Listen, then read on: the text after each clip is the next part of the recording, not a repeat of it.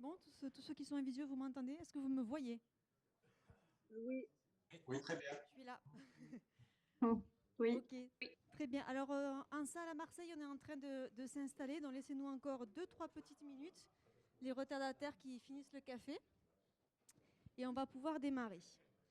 En attendant, donc, je peux vous rappeler le programme de la journée. Donc, déjà, merci beaucoup à tous ceux qui se sont inscrits en présentiel et aussi en visio. Donc, je n'ai pas trop de visibilité en visio, mais vous êtes au moins une bonne trentaine. Au moins une bonne trentaine. Donc, merci beaucoup. 48 personnes en visio, très bien. Donc là, sur place, on est une vingtaine. Donc aujourd'hui, on vous a proposé cette journée pour faire un peu le point de l'avancée de la stratégie plongée du plan d'action pour le milieu marin. Donc cette stratégie, elle a été co-construite pendant 3 ans, entre 2016 et 2018. Elle a été validée en 2019 en Conseil maritime de façade par les préfets coordonnateurs, donc le préfet maritime de Méditerranée et le préfet de région de Provence-Alpes-Côte d'Azur. Et donc depuis, avec l'OFB, donc nous copilotons cette stratégie, donc nous tentons de mettre en œuvre et en place les différentes actions qui avaient été donc décrites dans cette stratégie plongée. Donc aujourd'hui, on est à peu près à 3 ans de mise en œuvre de la stratégie, donc à mi-parcours de la stratégie. Donc nous souhaitions vous faire un peu le point d'avancement des différentes actions qui avaient été mises en place par nous, donc DIRM et OFB, mais aussi par les acteurs partenaires de la stratégie. Donc voici le programme de la journée. Donc on va faire d'abord un premier temps sur les études qui ont permis d'analyser les impacts de la plongée, ou pas d'ailleurs, on verra ça via les différentes interventions. Donc on va avoir 4 interventions, Cinéo, Starezo, Sémantique et Chorus. Donc en présentiel, nous avons de ces structures-là des Chorus, Sémantique en visio, Starezo présente et Cinéo en visio aussi. Donc, ce qu'on vous propose, c'est de faire un quart d'heure par présentation et on prendra les questions à la fin des 4 présentations pour éviter de perdre du temps entre les présentations. Après, on fera une pause à 11 heures d'un quart d'heure maximum. Donc, pour ceux qui sont en présentiel, vous aurez des pâtisseries qui vous attendront pour cette pause. Après, on reprendra donc pour la seconde partie de la matinée. Donc là, on va parler des mouillages. Donc, comme pour la plupart d'entre vous, vous le savez, donc on a fait appel à BRL pour travailler sur des fiches pour l'élaboration de mouillages plongés. Donc, ces travaux vous seront présentés, maintenant surtout que le guide est aujourd'hui finalisé et sera bientôt disponible sur le site de la DIRM. Et ensuite, on vous présentera les premières lignes directrices d'une stratégie pour les bouées de plongée. Ensuite, on aurait donc une dernière intervention en fin de matinée par l'Agence de l'eau et l'Université de Perpignan sur la qualification et la détermination de l'état écologique des épaves. Ensuite, on fera donc la pause déjeuner. Donc la pause déjeuner, pour ceux qui sont en présentiel, donc c'est libre, donc chacun peut voguer à ses choix. Donc autour d'ici, il y a quand même beaucoup de restauration possible. Ensuite, on reprend cet après-midi par un point sensibilisation. Donc on essaiera de faire le bilan des outils de sensibilisation que nous avons produits avec l'OFB et donc Plongée Turtle Prod il y a 2 ans maintenant. Donc ceux que vous avez vus là en distribution, affiches, plaquettes et vidéos. Donc faire le bilan de ces outils-là, si ça a plu, si ça n'a pas plu. Ensuite, donc, le Conseil régional Provence-Alpes-Côte d'Azur vous présentera le projet Neptune. On fera ensuite un point sur les sciences participatives, notamment via le stage de Laurine Gounod, donc, qui a été fait à la DIRM l'année dernière, ainsi que on fera un zoom sur le programme Polaris. En fin d'après-midi, donc, la réserve naturelle de Cerbère-Bagnous vous fera un retour d'expérience sur la gestion de ces sites de plongée. Et donc, on terminera à la fin de journée par un brainstorming sur l'éco-responsabilité de la plongée. Voici pour le programme de la journée. Donc, j'espère que vous serez avec nous jusqu'au bout. Et donc, je vais tout de suite laisser la parole à Cinéo pour donc présenter son étude de la fréquentation et de l'impact de la plongée par acoustique. Bonjour à tous. Est-ce que c'est bon, vous m'entendez bien? Oui, on vous entend bien. Vous m'entendez? Oui. Oui. Ah, super. Alors, du coup, par rapport à juste déjà la présentation, Marion, est-ce que c'est vous qui tournez le... Oui. D'accord, ok. Ça marche. Parce que du coup, là, je ne vous vois plus. Est-ce que vous voyez la présentation? Ah, voilà, super. Parfait. Voilà. Vous me dites diapo suivante et je clique. Parfait. Alors, bon, du coup, moi, je suis Nelly Soula et donc je suis chef de projet chez Cinéo, déjà. Et donc, c'est moi qui vais vous présenter tous ces résultats. Dans cette étude, nous avons travaillé avec Quiet Ocean, qui est le spécialiste en acoustique du groupement, et la réserve marine de Banyuls. Et donc, évidemment, moi, je ne suis pas spécialiste en acoustique, donc peut-être que je serai un peu limitée au niveau des questions et des réponses. En tout cas, j'ai quand même beaucoup d'éléments, donc je répondrai au mieux. Mais je vais essayer de vous présenter tout ça le plus clairement possible. Voilà. Donc, on peut tourner la première page. Je vous ai remis... là, le contexte, c'est simplement... vous le connaissez, je ne vous le replace pas. Marion, en plus, vient de le faire. Donc on peut même passer déjà à la phase suivante. Ça, c'était simplement par rapport à l'historique des suivis plongés. Donc, on va passer directement aux objectifs de l'étude. Donc, l'étude... On n'a pas accès aux présentations. C'est-à-dire? Et moi, je la vois. Je pense qu'il faut épingler l'onglet de Marseille pour l'avoir en grand, mais elle est affichée par Marseille, en tout cas chez moi. Oui, pareil pour moi. Exact, épinglé et on l'a. Très bien, merci. Du coup, moi, je l'ai perdu par contre. Voilà, c'est bon. Hop, voilà. Oui, donc du coup, les objectifs de cette étude, c'était donc d'étudier l'impact des activités de plongée sur les habitats et surtout sur la faune sous-marine d'un site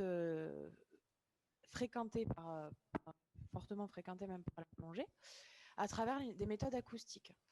Pour y parvenir, on a procédé en plusieurs étapes. Dans un premier temps, on a caractérisé le bruit d'un plongeur, et même d'ailleurs de plusieurs plongeurs, je vais vous l'expliquer à la suite. On a caractérisé le bruit ambiant aussi. Puis après ça, on a enregistré les bruits sur site pendant 1 mois et on a isolé une période de 8 jours qui a été analysée pour définir ensuite donc pour déjà savoir ce qui se passait réellement sur le site et définir des scénarios de l'activité de plongée, modéliser les impacts potentiels que la plongée peut avoir sur la faune sous-marine et émettre potentiellement des recommandations. On peut tourner la page. Oui, là, je représente le groupement. Bon, je l'ai fait rapidement au début. Donc, le groupement, c'est Cinéo que je représente, Quiet Ocean avec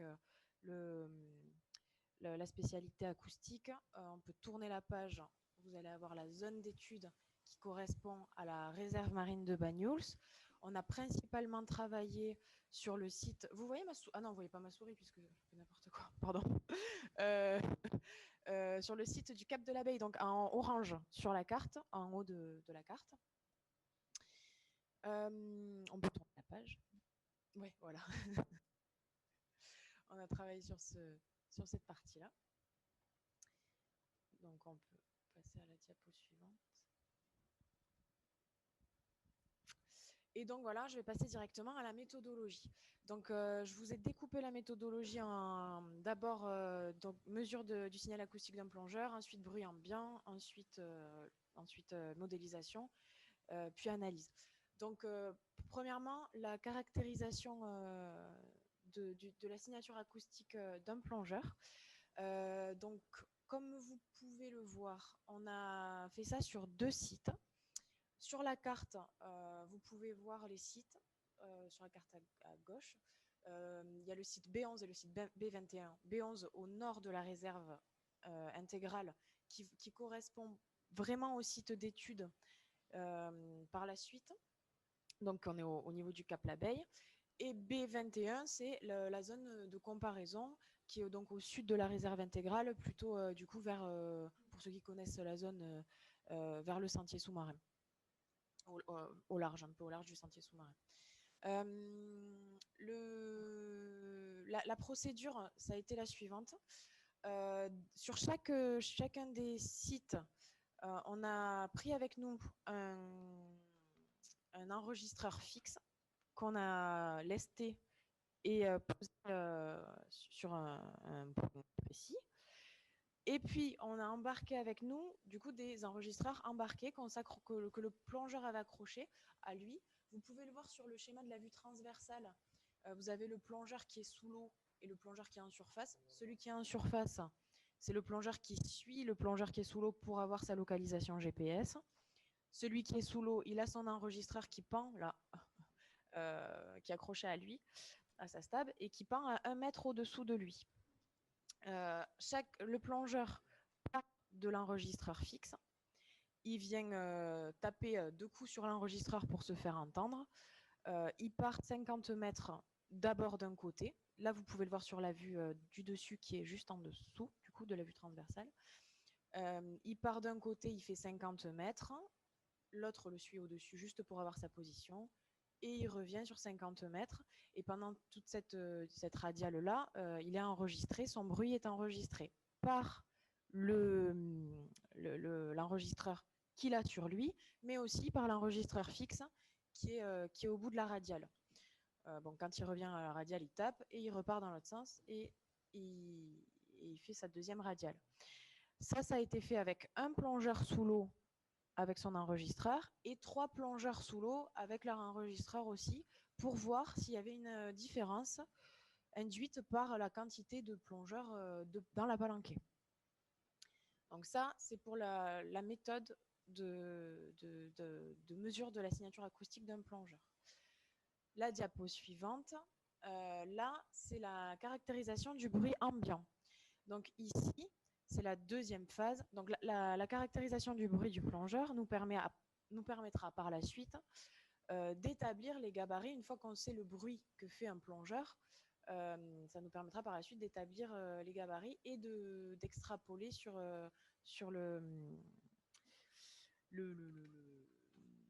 la modélisation du coup de la modélisation en gros du bruit donc du plongeur par rapport au bruit environnemental et au bruit biologique. Je vais y arriver. Donc, pour le bruit ambiant cette fois-ci, on installe donc le même enregistreur fixe finalement qu'on avait pendant qu'on caractérisait le bruit du plongeur. Et cette fois-ci, on le met vraiment sur le câble abeille. Là, vous le voyez, il est tout en haut sur la carte. Et on le laisse pendant 1 mois dans l'eau. Et pendant 1 mois, il enregistre tous les bruits qu'il va entendre. Donc, il y a le bruit de la faune, le bruit de l'activité humaine. Donc, il y a les bateaux, la plongée, et les bruits environnementaux, donc vent, quand il y a du vent, il y a de la mer, vagues, voilà, tous ces bruits-là. Cet enregistreur, il est posé à 18 mètres de fond. Nelly, donc pendant 1 mois. Nelly, juste pour te demander de rester bien proche du micro, s'il te plaît. Ah oui, c'est bon là? Merci, c'est bon. Ouais, ça.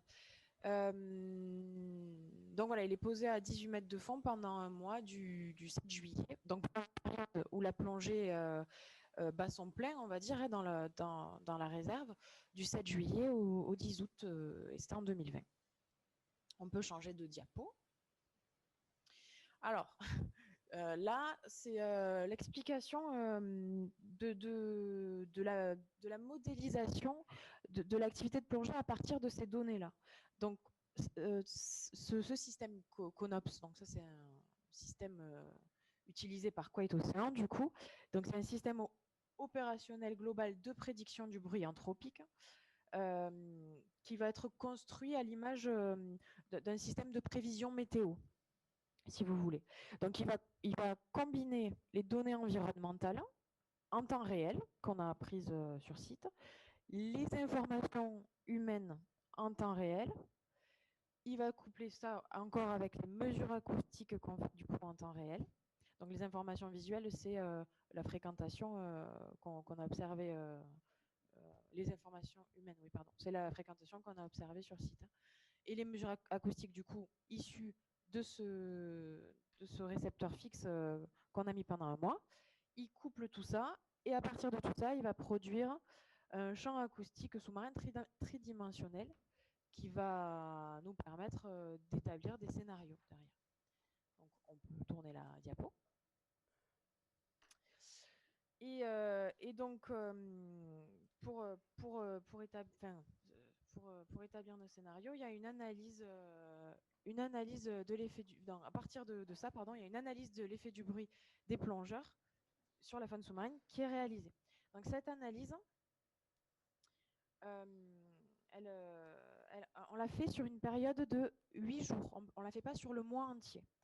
Les 8 jours qu'on a choisis pour la faire sont des journées où il y a une forte fréquentation de plongée, puisque c'est ce qu'on cherche à voir, l'effet de la plongée sur la faune.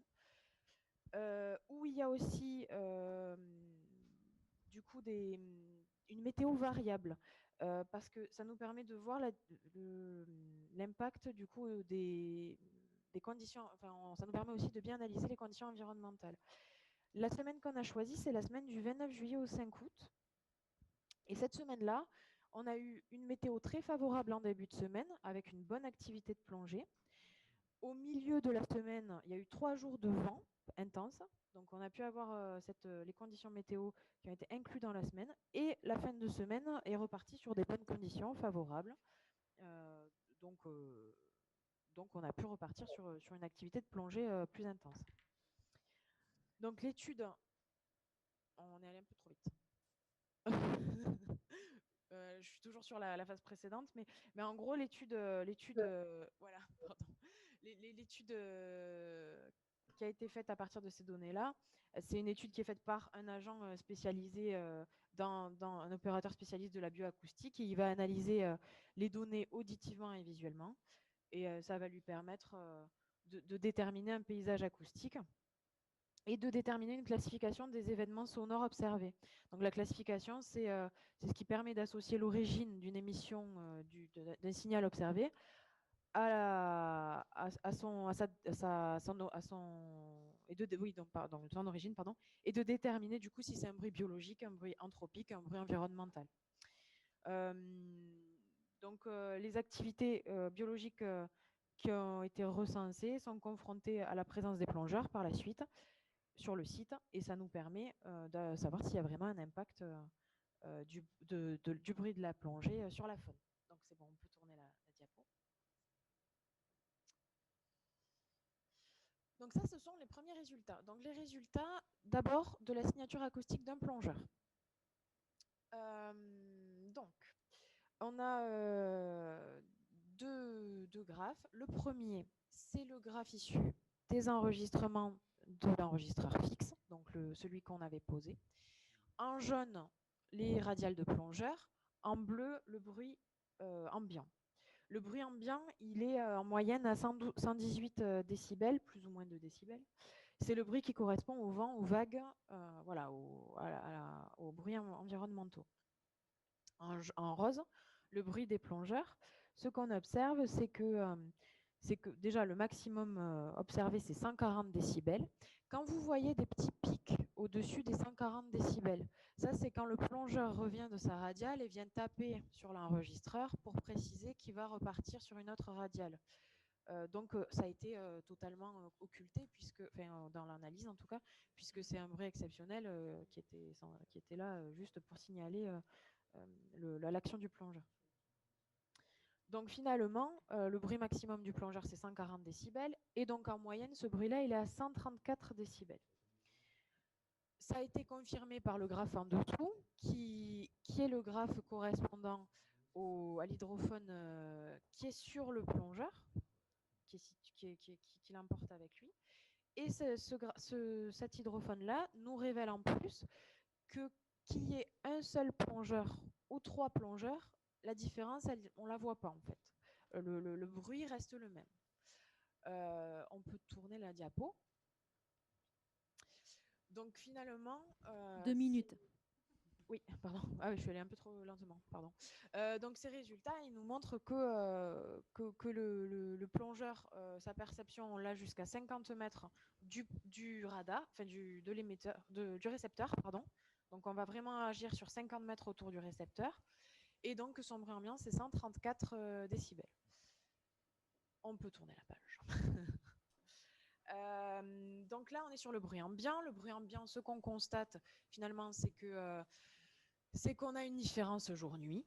Le jour, il y a plus de bruit que la nuit, que le niveau sonore du vent, enfin la vitesse du vent va venir impacter le niveau sonore du bruit ambiant, qu'on a une influence aussi des embarcations, clairement. On peut tourner la page, j'essaie de me dépêcher.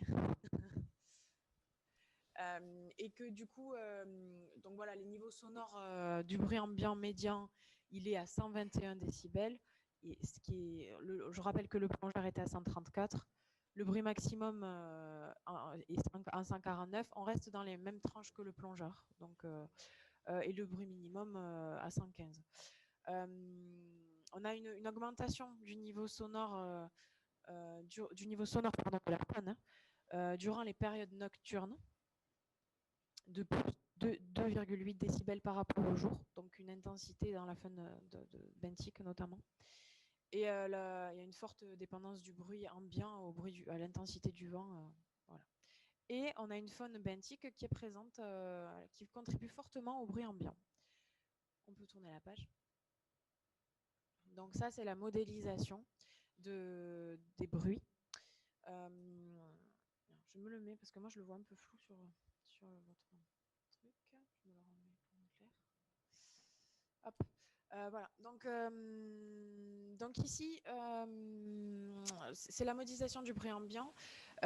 Donc on a pu dégager comme données que sur la semaine, hein, ça c'est sur la semaine du 29 au 5, la présence de 84 plongeurs. Je rappelle que c'est dans un rayon de 50 mètres autour de la bouée. Hein. Ah non, c'est en date du 15 en plus, c'est sur une journée. En date du 15 août. Donc la distance entre les plongeurs de la palanquée est entre 1 mètre et 30 mètres. Les palanquées sont entre 2 et 6 plongeurs. Voilà, ça c'est des données qu'on a pu extraire sur une journée intense grâce aux enregistrements de l'enregistreur fixe.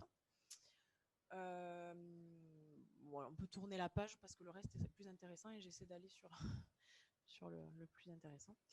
Donc voilà, sur la suite, ça ce sont les résultats de la semaine donc du 29 au 5. Donc ce que je vous disais au début, on a une période de météo très favorable en début de semaine, du 30 au 2, où on observe clairement une fréquentation des plongeurs avec, vous le voyez là, des empreintes sonores qui vont jusqu'à 140 décibels qu'on voit très très bien, une alternance jour-nuit qui est très visible aussi, et un bruit ambiant qui est toujours là, qui reste toujours autour, en dessous de 125 décibels, entre 120 et 125 décibels, qui correspond à une activité biologique permanente de la faune benthique.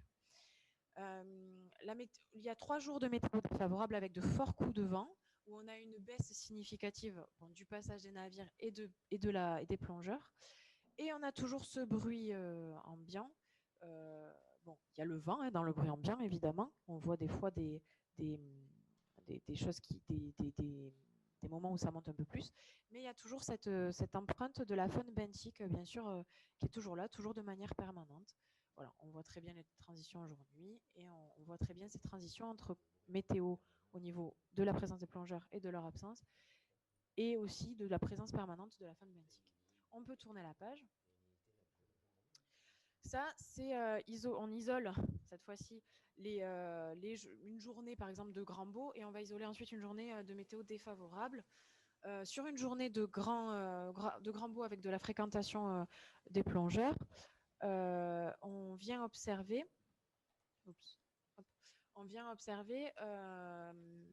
une absence de signature acoustique des poissons. Alors les poissons, c'est principalement corbe mérou, par rapport à ce que ça, principalement corbe, par rapport à ce que ça peut être, donc on va le voir après ça, mais on voit une absence systématique quand on a une grosse présence de bruit de plongée. En fait, elle vient couvrir le bruit induit par notamment les corbes. Quand on va tourner la page, là on va regarder en météo défavorable. Ici, on a aussi du coup l'impact météo vient aussi couvrir le bruit de la signature acoustique du poisson, pardon. On la voit tout de même plus qu'en présence de plongeurs, mais c'est quand même un petit peu couvert aussi par les conditions environnementales. On peut tourner la page, et là, donc là, c'est un tableau synthétique, on va dire, de l'activité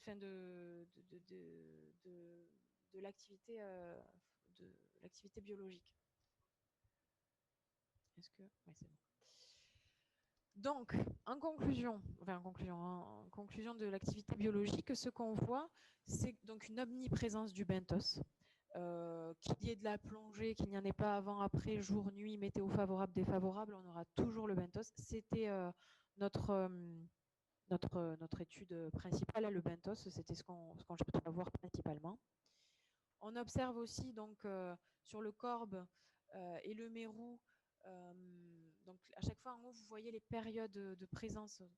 C'est le nombre de fois où ils ont été détectés pendant la semaine.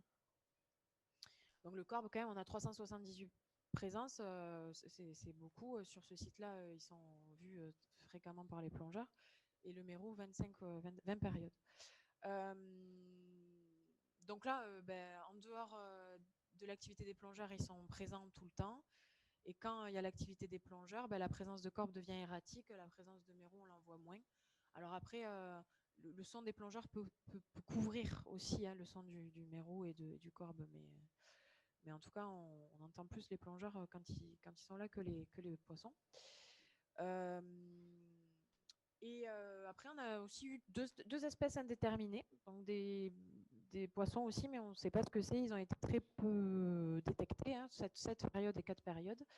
Ils étaient présents en dehors des plongeurs, en dehors de la présence des plongeurs, pardon, et pas présents pendant la présence de plongeurs. Mais ça, on n'a pas pu déterminer ce que c'était comme espèce. En conclusion, vous pouvez tourner la page. Bon, donc le niveau sonore émis par les plongeurs, 134 décibels. Pas d'interaction qu'il y ait un ou plusieurs plongeurs, on a le même impact. Et une perception jusqu'à 50 mètres, des émetteurs, des récepteurs, pardon. Un bruit ambiant entre 115 et 150 décibels correspondant au passage de navires, aux conditions environnementales et avec une forte contribution de l'activité benthique. Au niveau de l'analyse de l'activité biologique, une omniprésence du benthos et une absence de signature acoustique des poissons en présence de conditions météo de plongeurs et de conditions météo défavorables.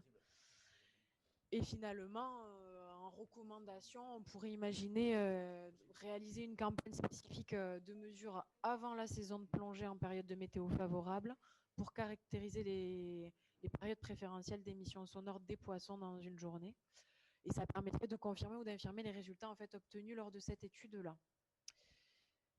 Voilà, je pense avoir fait le tour et je vous remercie pour votre attention. Merci beaucoup. Alors, je vois qu'il y a déjà des questions, mais on propose de les garder pour la fin, parce que sinon, on va perdre du temps. À la fin de tout, donc notez-les bien. Dans le chat, notez vos questions aussi, et on y répondra une par une à la fin. Écrivez. Merci beaucoup, Nelly, pour cette présentation. Merci à vous. Pouvons-nous passer à la présentation suivante? Donc, une étude qui a été faite dans la baie de Calvi pour voir l'influence de la plongée sous-marine sur le milieu marin.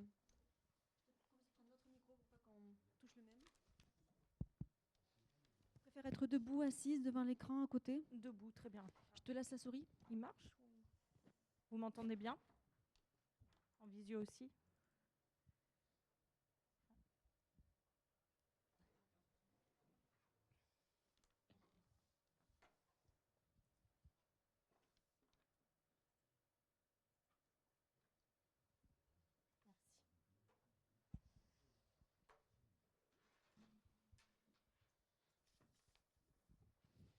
Donc bonjour à tous, je suis Laura Ibora, doctorante à Starezo, donc basée à Calvi en Corse.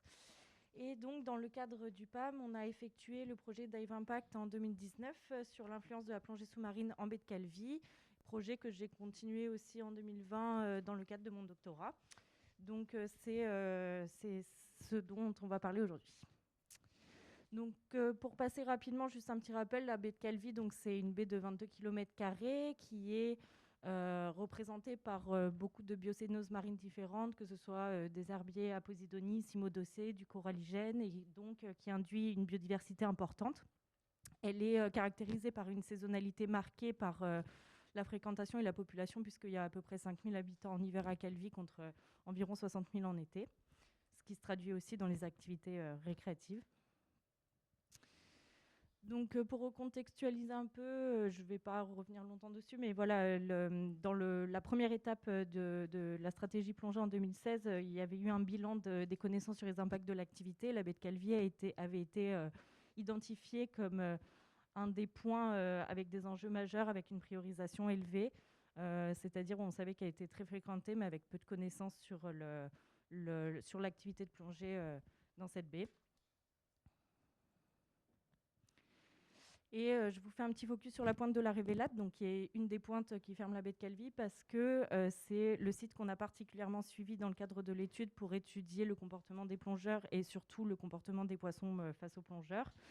Donc la pointe de la Révélate, elle fait partie de la zone Natura 2000 de la baie de Calvi, Porto Scandola, Révélate, voilà. C'est un site qui est très attractif pour les plongeurs parce qu'elle présente une haute complexité, les fonds sous-marins présentent une haute complexité paysagère avec de nombreuses espèces dressées, une biodiversité importante avec des espèces patrimoniales comme le corbe ou le mérou. Et donc, c'est un site qui est particulièrement fréquenté dans la baie de Calvi, comme on va le voir par la suite.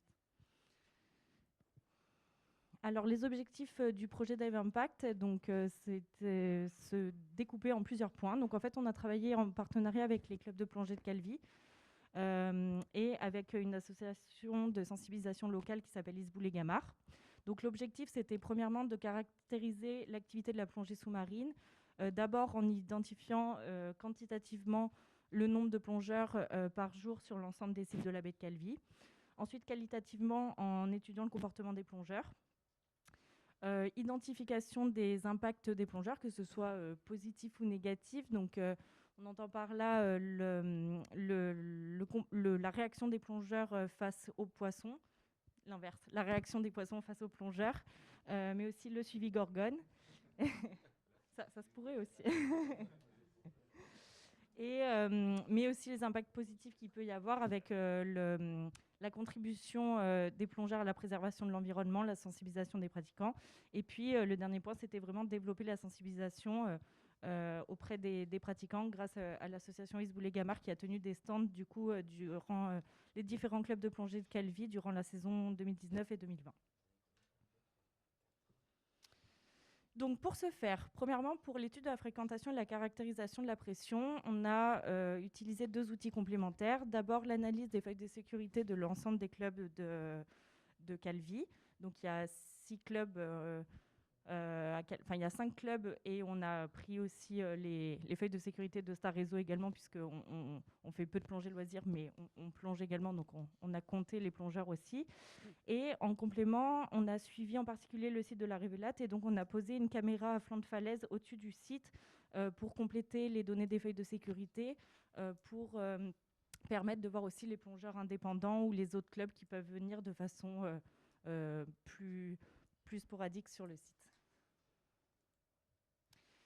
Donc, ce qu'on a trouvé finalement, c'est que pour la saison 2019, donc de avril à octobre, il y a 21 445 plongeurs, tous sites confondus sur la baie de Calvi, qui ont été comptabilisés, avec un pic de fréquentation au 20 août, mais le maximum de la saison le maximum de l'activité qui est représenté du 14 juillet au 20 août à peu près.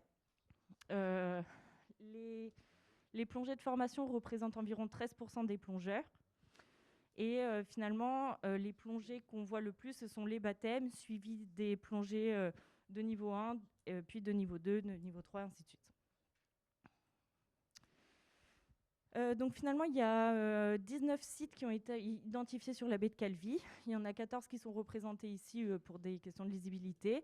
Mais donc ce qu'on voit, c'est que la Révélate, ça a été le site le plus fréquenté durant l'année 2019, suivi par la pointe Saint-François, ici, qui est accessible à tous les niveaux aussi, donc qui est proche du port, donc c'est vrai qui est relativement abrité, donc il est souvent fréquenté, et le B-17, juste ici, qui est au pied de la citadelle de Calvi, donc une épave d'avion qui attire aussi beaucoup de plongeurs. Donc la fréquentation à la Révélate, au total, il y a eu 6534 plongeurs en 2019, avec un pic de fréquentation le 21 août. Ce qu'on observe, c'est qu'il y a peu de bateaux qui sont ancrés parce que les clubs ont pris l'initiative de mettre des bouées pour s'ancrer, pour éviter enfin, pas pour s'ancrer, mais pour s'amarrer, pour éviter justement de s'ancrer à répétition sur les fonds. Enfin, je ne pense pas que ce soit leur premier objectif à la base, c'était pour des questions de praticité, mais en tout cas, ça fait son effet. Il y a peu de bateaux qui sont ancrés. Et il n'y a pas trop de conflits d'usage parce que la pêche professionnelle, ils pêchent très peu à la Révélate, ou en tout cas aussi proche du bord, parce qu'il y a des rochers, c'est pas pratique pour caler les filets. Et la pêche récréative, en tout cas, ça rentre pas trop en interaction parce que souvent ils pêchent très tôt ou plus tard le soir, donc pas aux mêmes horaires que les clubs de plongée sur le site. Alors pour ce qui est du comportement des plongeurs, on a essayé 2 méthodologies différentes. La première, c'est qu'on a donné des plaquettes aux moniteurs des clubs de plongée et on leur a demandé lorsqu'ils encadrent une palanquée, de noter le nombre de fois où un plongeur... Donc ils avaient pour consigne de regarder un plongeur pendant 10 minutes, de concentrer leur attention sur lui pendant 10 minutes et de noter le nombre de fois où il touchait le substrat, où il touchait une espèce, si c'était fait de manière volontaire ou involontaire, ce genre de choses. Et en complément, je suis allée auprès des clubs de plongée, avec leur accord bien sûr, plonger parmi les clients. Donc je disais rien sur mon identité, je restais un peu en arrière de la palanquée et j'observais le comportement des plongeurs où là encore, je notais le contact, le type de contact volontaire ou involontaire, sur quoi c'était fait, le substrat, la faune, la flore, quelle espèce et avec quelle partie du corps. Ce qu'on a constaté, c'est qu'il y a eu un gros écart entre ce que nous, on a pu observer lorsqu'on a plongé avec les plongeurs et ce que les moniteurs ont observé.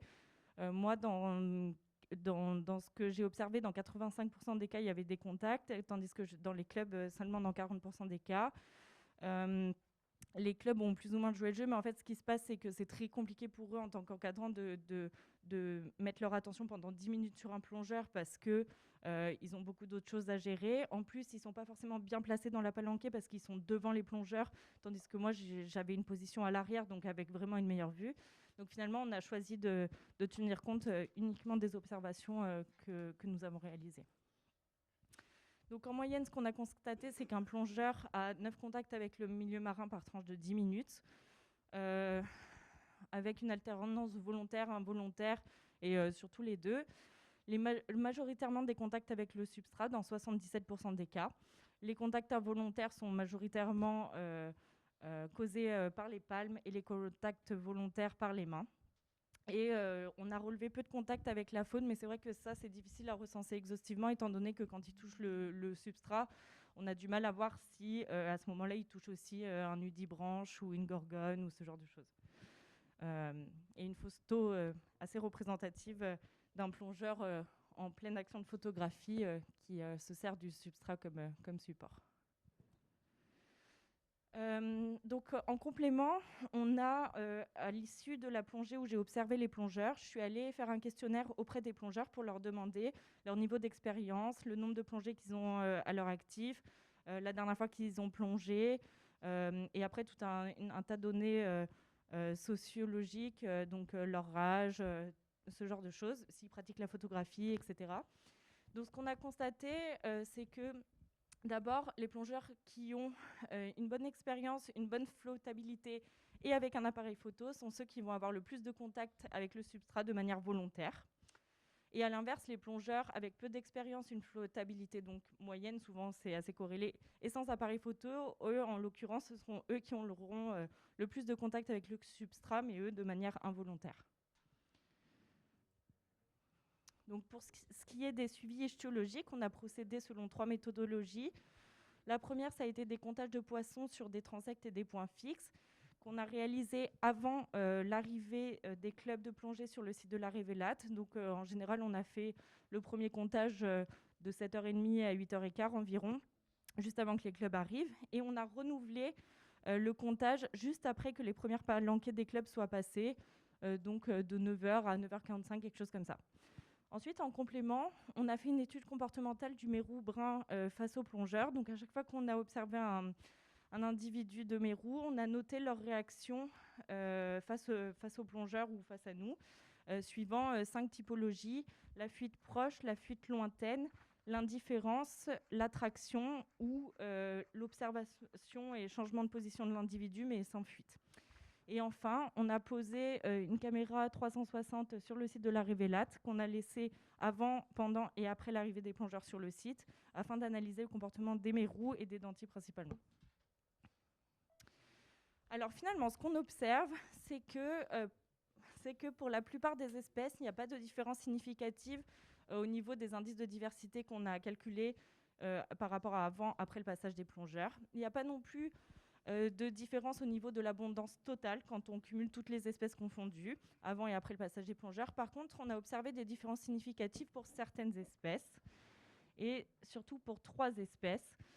Pour le mérou, le denti et le sarre-à-tête noire, on a observé une différence significative de l'abondance de ces individus après les passages des plongeurs, principalement pour les individus de grande taille et de moyenne taille.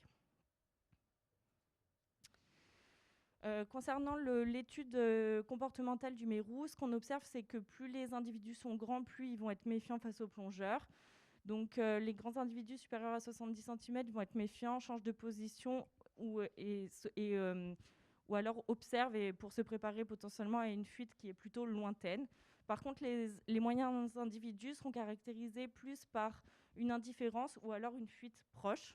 Et enfin, les petits individus sont ceux qui vont montrer le plus de comportements de type curieux et avec une attraction vers le plongeur. L'étude à partir de la caméra nous a permis seulement d'observer finalement les dentis, parce que ça a été compliqué de trouver un endroit où on voyait à la fois suffisamment de mérous et suffisamment de plongeurs. Du coup, nos observations de mérous n'étaient pas suffisantes pour en tirer des conclusions significatives. Mais pour les dentis, en l'occurrence, par contre, ça a confirmé nos résultats qu'on a observés nous, puisqu'il y avait significativement moins de dentis qui étaient observés lorsque les plongeurs étaient présents aux alentours. En complément, pour l'influence sur le substrat, on a actualisé des données biométriques sur les gorgones jaunes et les gorgones pourpres que l'on avait déjà acquises en 2004 et 2014. Ce qu'on a observé, c'est que les nécroses diminuent avec la profondeur et que les nécroses augmentent avec la taille des gorgones. Du coup, on s'est penché sur l'étude des vagues de chaleur sous-marines. Donc, les vagues de chaleur sous-marines sont des événements anormalement chauds avec des températures anormales durant au moins 5 jours. On a pris les données historiques disponibles à Starezo sur les données température à différentes profondeurs. On a observé une augmentation significative des vagues de chaleur sous-marines, particulièrement depuis 2010. Et par contre, avec l'augmentation de la profondeur, il y a une diminution de la fréquence et de la durée des vagues de chaleur. Finalement, on a comparé avant et après saison à la Révélate des gorgones qu'on a identifiées et suivies, pris en photo avant et après saison. Donc on a comparé, on a remarqué une augmentation du taux de nécrose pour les gorgones situées à 15 et 20 mètres, des nécroses récentes. Par contre, le nombre de moyens de segments en croissance, il augmente avec la profondeur et le nombre de segments cassés diminue avec la profondeur. Et pour discriminer la cause de ces nécroses, de l'activité de plongée et de celle du réchauffement des eaux, on a fait le même suivi dans le cantonnement de pêche qui est situé juste à côté de la pointe de la Révélate, où la plongée et la pêche récréative sont interdites. Et on a constaté le même type d'évolution avant et après saison, ce qui montre que finalement c'est plus le réchauffement des eaux ici qui a eu un impact sur les gorgones que l'activité de plongée. Alors finalement, pour la sensibilisation, d'après les déclarations des participants, 96% des plongeurs déclarent avoir eu un briefing avant la plongée, mais un briefing qui n'intègre pas de questions environnementales. Seulement 25% des plongeurs ont connaissance de projets ou de sites de sciences participatives. 65% des plongeurs sensibilisés aux impacts potentiels de la plongée sous-marine, mais néanmoins, il y en a 94% qui aimeraient davantage de renseignements sur les impacts potentiels et 93% des plongeurs qui souhaiteraient bénéficier de plus de connaissances sur la biologie marine. Donc finalement, pour la fréquentation, on a vu que la baie de Calvi, c'était un hotspot avec une surfréquentation peut-être pour la révélate. Finalement, il y a une possibilité, je pense, qui est grande de réduire les mauvais comportements avec une meilleure sensibilisation des plongeurs et surtout des moniteurs, parce que on a vu qu'il y a très peu de moniteurs qui faisaient des briefs avant plongée, très peu de moniteurs aussi qui font la remarque à leurs plongeurs sous l'eau de « attention les palmes » ou ce genre de choses. On en reparlera plus tard, mais aménager les sites avec les dispositifs d'amarrage écologique, parce que là, pour l'instant, c'est les structures qui ont développé leurs propres dispositifs et ce n'est pas toujours adapté. Limiter le nombre de plongeurs éventuellement. Finalement, pour les suivis ichthyologiques, les espèces qui sont apparemment déjà dérangées sont des espèces qui sont potentiellement ciblées par les chasseurs sous-marins ou qui l'ont été en tout cas à un moment. Pour le mérou, on sait qu'il y a encore des fois du braconnage et donc ils sont peut-être plus sensibles à la présence humaine. Les espèces habituées qui n'ont pas montré de différence significative présentent peut-être un avantage évolutif pour la suite si la plongée continue à se démocratiser. Mais par contre, il y a des études qui ont montré que les espèces qui étaient habituées à la présence humaine réagissaient aussi moins bien face à leurs prédateurs naturels. La présence répétée de plongeurs peut induire des taux élevés d'hormones du stress, comme certaines études ont montré, avec des taux d'hormones du stress plus élevés chez les poissons qui étaient présents dans des zones très fréquentées et touristiques. Et puis, les déplacements des individus peuvent induire évidemment des coûts temporels et énergétiques importants, une interruption de leur activité ou encore une compétition intra- et interespèces pour l'espèce et la ressource. Donc finalement, peut-être que la gestion des activités humaines côtières, elle pourrait se faire aussi en fonction des comportements d'importance écologique, comme c'est le cas par exemple déjà pour la pêche, où il y a des périodes qui sont interdites à la pêche pour certaines espèces, ou des endroits qui sont connus pour être des endroits de regroupement des individus. Donc ça pourrait être une des choses à envisager aussi pour la gestion de la plongée.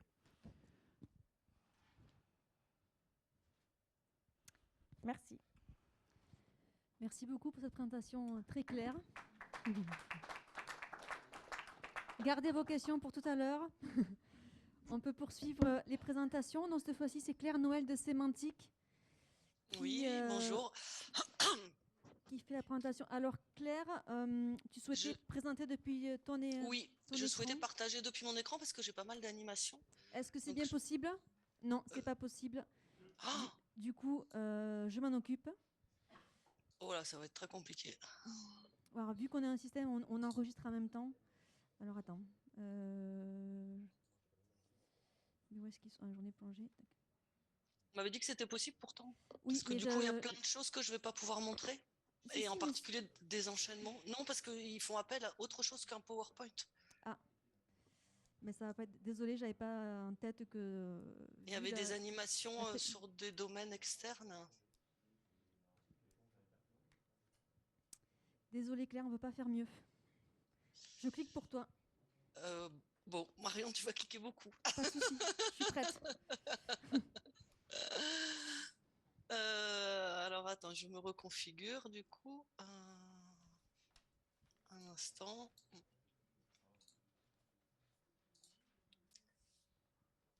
Donc en fait, il faut que tu utilises... je sais même pas comment faire.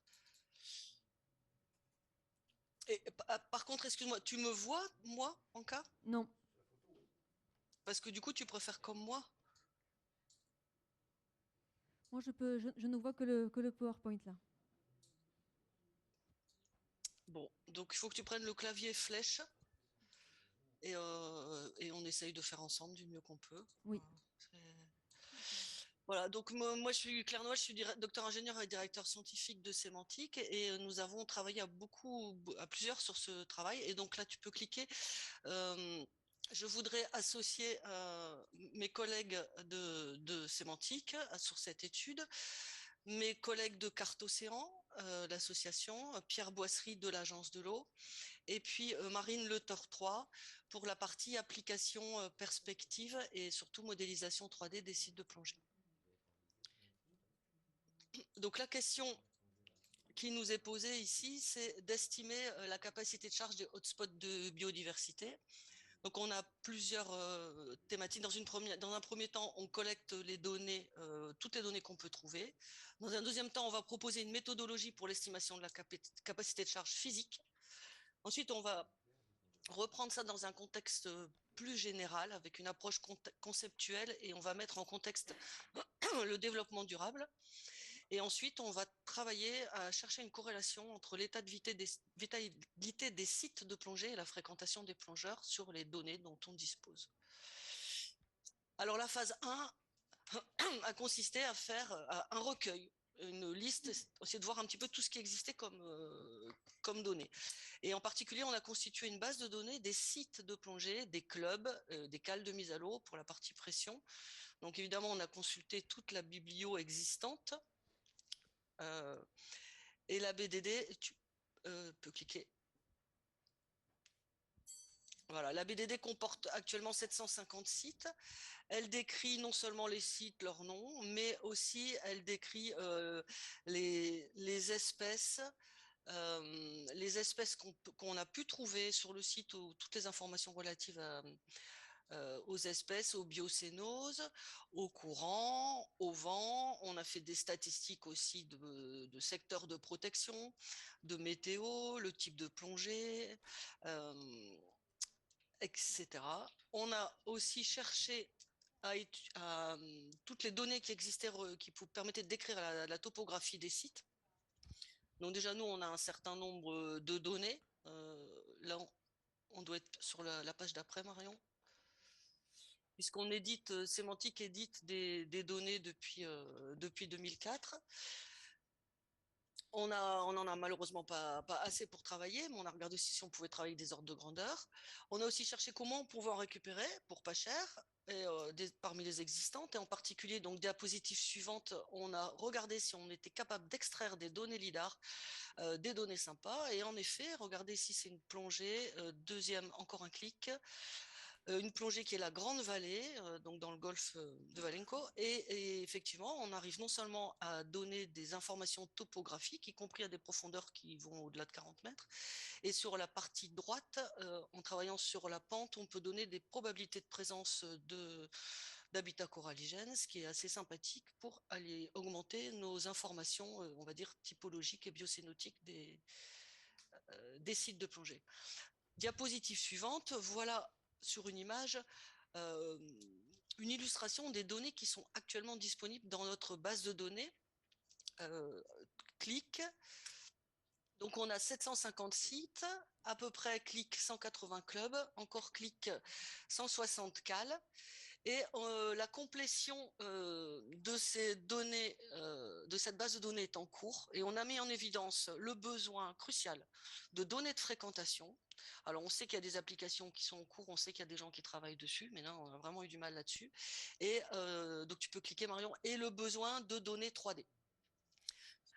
À partir de là, de toutes ces informations, on a cherché à à les exploiter pour travailler sur la capacité de charge. Attends, tu vas trop vite.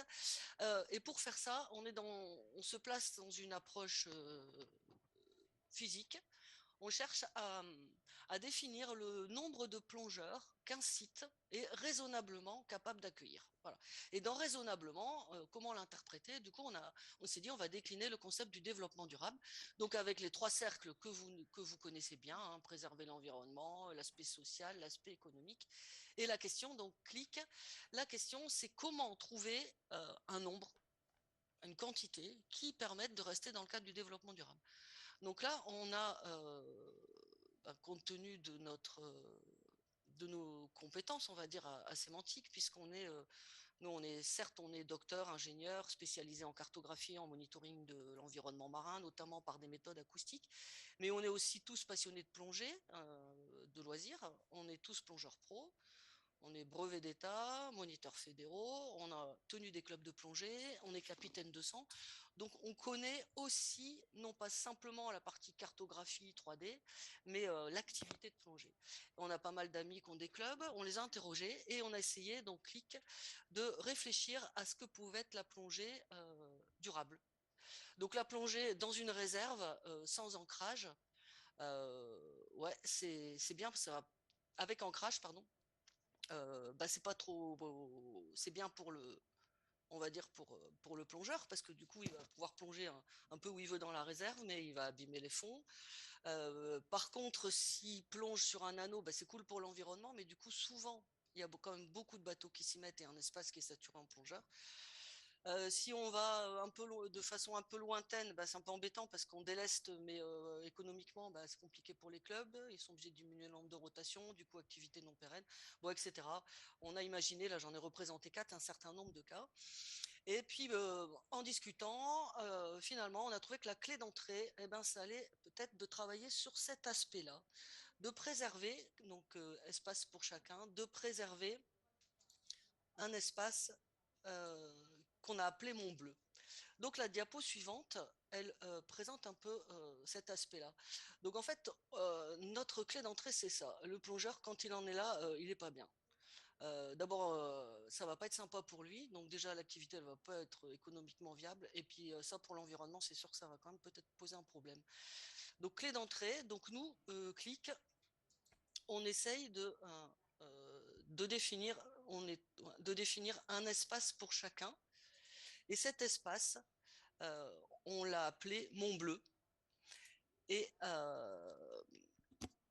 on lui a donné, on va voir, on propose un chiffre pour définir cette sphère, un chiffre qui va permettre de travailler de façon sympathique et simple pour avancer. Et on a proposé, on va voir 15 mètres. Donc, diapo d'après. La méthodologie qu'on propose, c'est de chercher un concept pour estimer la capacité de charge physique qui soit réaliste, simple, parlant, paramétrable. Là, on va voir que je vais proposer 15 mètres, mais il y a des milieux, on va au plus loin et des endroits qui sont plus turbides, on pourra diminuer. Et qu'on puisse le valider sur des sites connus. Donc, clic. Là, on propose un ordre de grandeur. Tu peux recliquer un coup. Voilà, on va proposer de remplir l'espace avec un plongeur tous les 15 mètres, ou une palanquée de 2 ou de 3 tous les 30 mètres, ou une autre façon de faire, encore un clic, de répartir sur une approche surfacique qu'on a appelée tamis. On va mettre 2 plongeurs par petite maille de 30 mètres de côté, c'est-à-dire en gros deux plongeurs sur 900 mètres carrés, un plongeur sur 450 mètres carrés. Ça nous va bien parce que ça corrobore les 4 chiffres qu'on a pu trouver dans Biblio en plus. Alors la diapo d'après, elle explique comment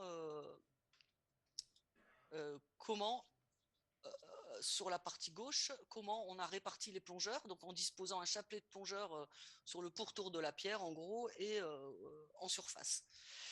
Donc là, on a mis au point la méthode. Bon, c'est un peu des maths, c'est pas des maths plus, hein, c'est juste de la distribution de la topologie et de la distribution de densité. Et ensuite, on a étendu le concept en 3D en se disant, maintenant, on va faire la même chose, en supposant qu'il y a un tombant. Clic. Et là, en fait, on va prendre en compte le différentiel de profondeur explorable, c'est-à-dire la hauteur moyenne des tombants. Et là, on a pris aussi 15 mètres, parce qu'on a estimé que dans nos eaux, là, en Méditerranée, 15 mètres, on ne voyait pas trop les autres, et du coup, on continue à être bien. Donc, diapo suivante.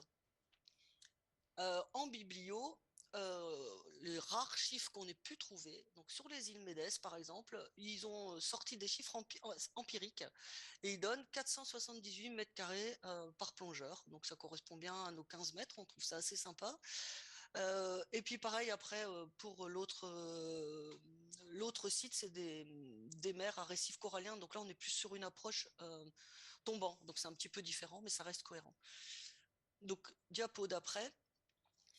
Donc, on a appliqué ça à une collection de sites, alors clic, pour lesquels on dispose de MNT, donc modèle numérique de terrain, à la fois topographique et biosonétique. Ce sont des sites qu'on connaît, parce que ça fait 25 ans qu'on plonge dessus, on a plus de 3000 plongées dessus, puis en plus on a tenu les clubs de plongée nous-mêmes là-dessus, et on les connaît fonctionner.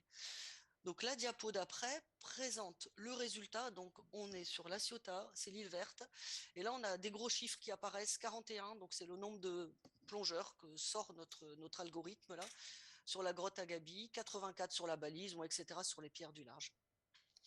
Donc petit clic, les résultats qu'on obtient, donc sur ces 5 tests, hein, mais on en a fait beaucoup plus, c'est juste ce que je vous présente, et c'est vrai, ce que je dis, c'est vrai sur tout le reste, sont cohérents entre eux, sont réalistes vis-à-vis de la pratique. Clic, la méthode est paramétrable, elle est simple à appliquer. Clic, elle fournit la capacité physique de charge uniquement. Mais clic, c'est une première étape pour calculer la capacité de charge globale. À notre connaissance, ce travail n'a jamais été réalisé. Et ce qu'on trouve aussi sympa, c'est que les quelques chiffres qu'on a pu trouver en biblio, ça colle pas mal avec ce qu'on a trouvé. Et ça colle aussi avec le concept de slow diving qui a été mis en exergue par Isabelle Galmiche en 2020, qui préconise aussi de réduire la densité, qui respecte pas seulement l'environnement, l'économie, mais aussi le bien-être des plongeurs. Donc, clic d'après, fort de cette approche, on a essayé de travailler sur la capacité globale. Alors là, c'est beaucoup plus compliqué, parce que la question, elle est simple, quand est-ce que trop, c'est trop, mais la problématique, on va le voir, clic est extrêmement compliqué. Du coup, on n'a rien trouvé vraiment en biblio. Alors, on a repris des biblios générales et on a appliqué ce que propose la FAO et qui consiste à commencer par lister tous les critères qui affectent la capacité de charge. Donc, diapo suivante. Et là, il y en a quand même beaucoup.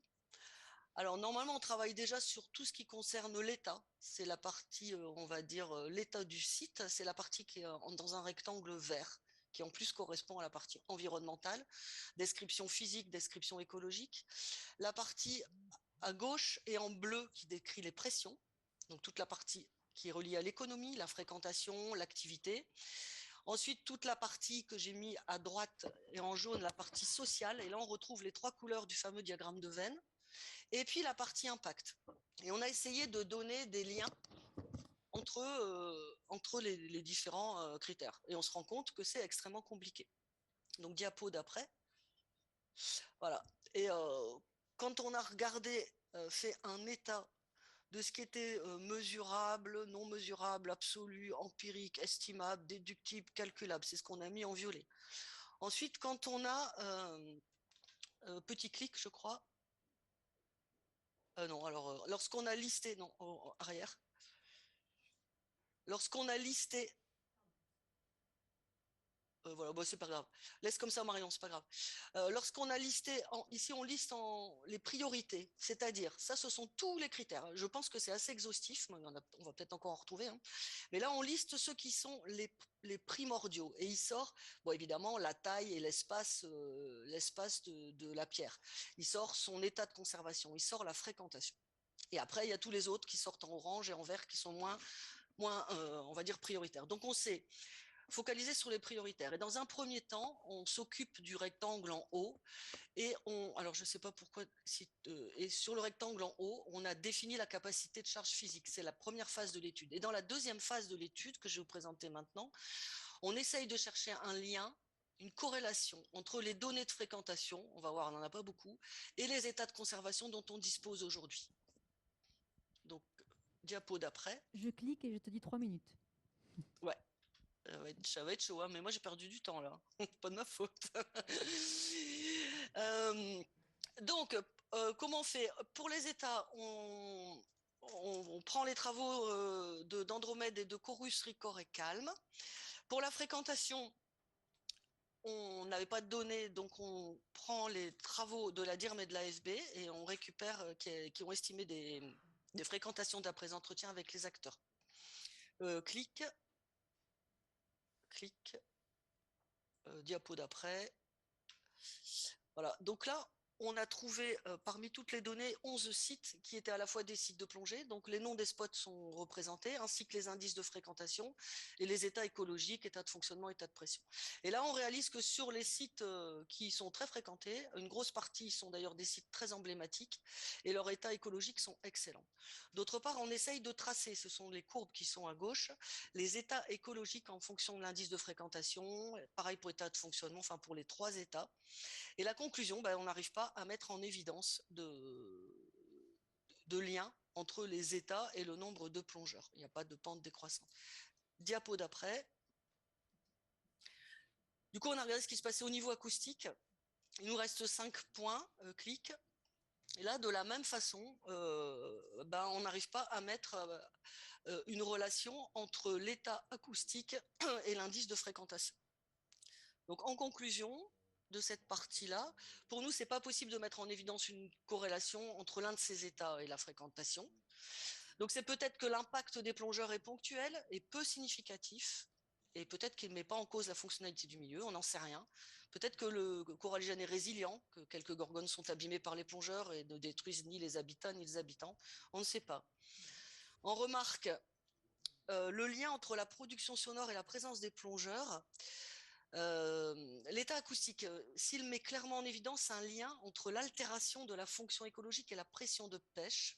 Par contre, la baisse de production sonore liée à la présence de plongeurs n'est pas significative devant la baisse liée à la période jour-nuit. Donc c'est possible aussi que les plongeurs ne fassent que déranger transitoirement les poissons. Clic. Sur les sites analysés, donc il n'est pas possible de conclure que la capacité de charge a été atteinte puisqu'on n'est pas capable de mettre en évidence un lien entre l'état du coralligène et le nombre de plongeurs. Donc nous, nos recommandations à l'ensemble du groupement Carte Océan Sémantique Agence de l'eau sont qu'il y a 2 conclusions possibles. Soit la capacité de charge est atteinte, mais on ne le sait pas, soit elle n'est pas atteinte et la situation actuelle montre un équilibre. Alors on pense qu'il faut garder en tête les objectifs suivants. 1. La nécessité d'aménager les sites dans une logique de non-dégradation des habitats, mais aussi pour en faciliter l'activité et renforcer la sécurité. On pense que l'impact des plongeurs sur les sites des plongées ne nous semble pas pérenne, mais peut-être qu'il y a une perturbation ponctuelle possible. Et selon nous, il n'est pas nécessaire de mettre en place des interdictions d'usage ni urgent de réguler les plongées. Par contre, au niveau recommandations, on préconise de limiter le nombre de plongeurs par site et d'organiser la fréquentation pour le bien-être des plongeurs, pour le principe de précaution, pour récupérer des données de fréquentation dont on manque cruellement actuellement pour pouvoir approfondir ce type d'études plus tard et parce qu'on a montré qu'on s'inscrivait dans un contexte de développement durable. En perspective, nous on est en train de poursuivre le remplissage des BDD, la poursuite de collecte de données, de calcul de capacité physique pour plus de charges et on a développé et on utilise un projet qui s'appelle Méritoire, qui est développé spécifiquement pour répondre à ces besoins de connaissances, qui est opérationnel, qui est déjà utilisé par des gestionnaires de Méritoire pour la visualisation et qui permet de modéliser en 3D les fonds marins. Et je laisse juste à Marine 1 minute pour présenter son travail. Est-ce que vous m'entendez déjà Oui. pour commencer? Oui, vous m'entendez très bien. Ok, je vous promets, ça va aller très vite.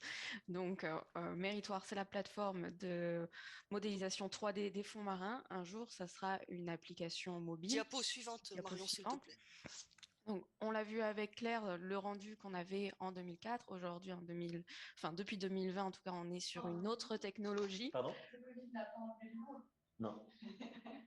On est vraiment sur une autre technologie de pointe, c'est-à-dire qu'on peut voir des reliefs de 3 cm seulement, et avec les modèles 3D qui seront forcément en numérique sur smartphone ou ordinateur, on peut vraiment faire tourner les modèles dans tous les sens, cliquer à n'importe quel endroit pour avoir la profondeur, et ce qui est vachement intéressant, c'est qu'on peut voir un détail, on voit des objets qui sont par exemple tombés au fond de l'eau ou la moindre faille. Slide suivante. Bien sûr, ce qui intéresse beaucoup les plongeurs, ça va être le type d'habitat qu'on trouve, mais on peut mettre beaucoup d'autres informations dessus, comme des mouillages écologiques, des balises. S'il y a des pierres qui sont très intéressantes, on pourra venir scotcher sur le modèle 3D de la photogrammétrie. On peut faire apparaître des courants, des photos, des vidéos, en fait tout ce qui va paraître utile. Slide suivante. ça serait dommage de voir ces cartes uniquement comme de simples cartes, parce qu'en fait, quand on prend l'annexe 4 du document stratégique de façade, on voit que ces modèles 3D ils répondent aussi à des objectifs qui sont par exemple le délestage des sites fréquentés en facilitant l'exploration de nouveaux sites. C'est aussi un outil pédagogique d'éducation à l'environnement, c'est un outil qui est à la pointe de l'innovation, de la technologie, et les collectivités, les mairies pourront s'en servir pour valoriser leur patrimoine marin, dans le secteur du tourisme, mais aussi surtout dans le secteur des activités subaquatiques. Et cerise sur le gâteau, c'est qu'à partir des modèles 3D, on peut faire de l'imprimerie 3D. On peut imprimer en 3D ce relief sous-marin. Et là, ça va avoir une importance vraiment cruciale en fait pour les personnes en situation de handicap, les déficients visuels, que ce soit des plongeurs ou non, qui eux n'ont pas encore accès à ces cartes, qui ne peuvent pas encore se faire une image mentale du relief sous-marin. Voilà, je vous remercie de votre attention. Merci beaucoup à toutes les deux.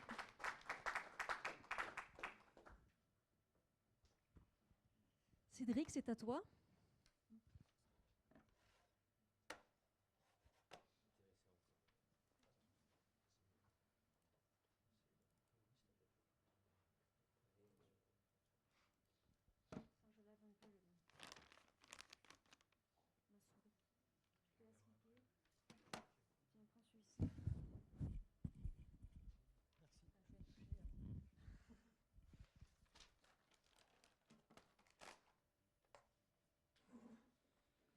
Alors, bonjour à toutes et à tous. Voilà, je suis bien content d'être là en présentiel. Je vais vous parler de monitorage visuel et de monitorage par acoustique passive, des embarcations motorisées, des poissons. Et puis, comme ces expériences elles se sont faites sur des sites de plongée, on peut tenter d'élaborer un lien avec la plongée. Alors, les ambitions, les limites de ma présentation et puis le contexte, il y avait la journée d'échange, donc là, on est vraiment là pour échanger. On aura du mal à tirer des conclusions à partir des résultats, mais c'est un premier échange, un premier état des lieux, et notamment échanger sur si on est capable de voir et d'écouter des sites de plongée, est-ce qu'on peut apprendre des choses? Et là, ce n'est pas une étude qui a été faite spécifiquement ou financée pour la plongée. C'est une réexploitation spécifique que j'ai faite pour aujourd'hui de données qui sont acquises dans un projet LIFE européen qui s'appelle PIACO, qui n'est pas en lien avec la plongée, qui est en lien avec le bruit sous-marin et dans la limitation des impacts du bruit sous-marin sur la faune. On a un objectif numéro 4 qui est de caractériser le bruit des activités côtières humaines et de limiter leur impact sur les poissons. Ces données, elles se font avec le soutien, j'ai marqué bienveillant et très amical du Parc national des Calanques et de la réserve naturelle marine de Cerber-Banyuls, aussi un soutien logistique et un cofinancement de cette étude par les deux parcs. Les données, elles proviennent de 2020 et 2021. Ce n'est pas une étude spécifique à la plongée, mais que j'ai revisitée, donc peut-être que les conclusions seront utiles.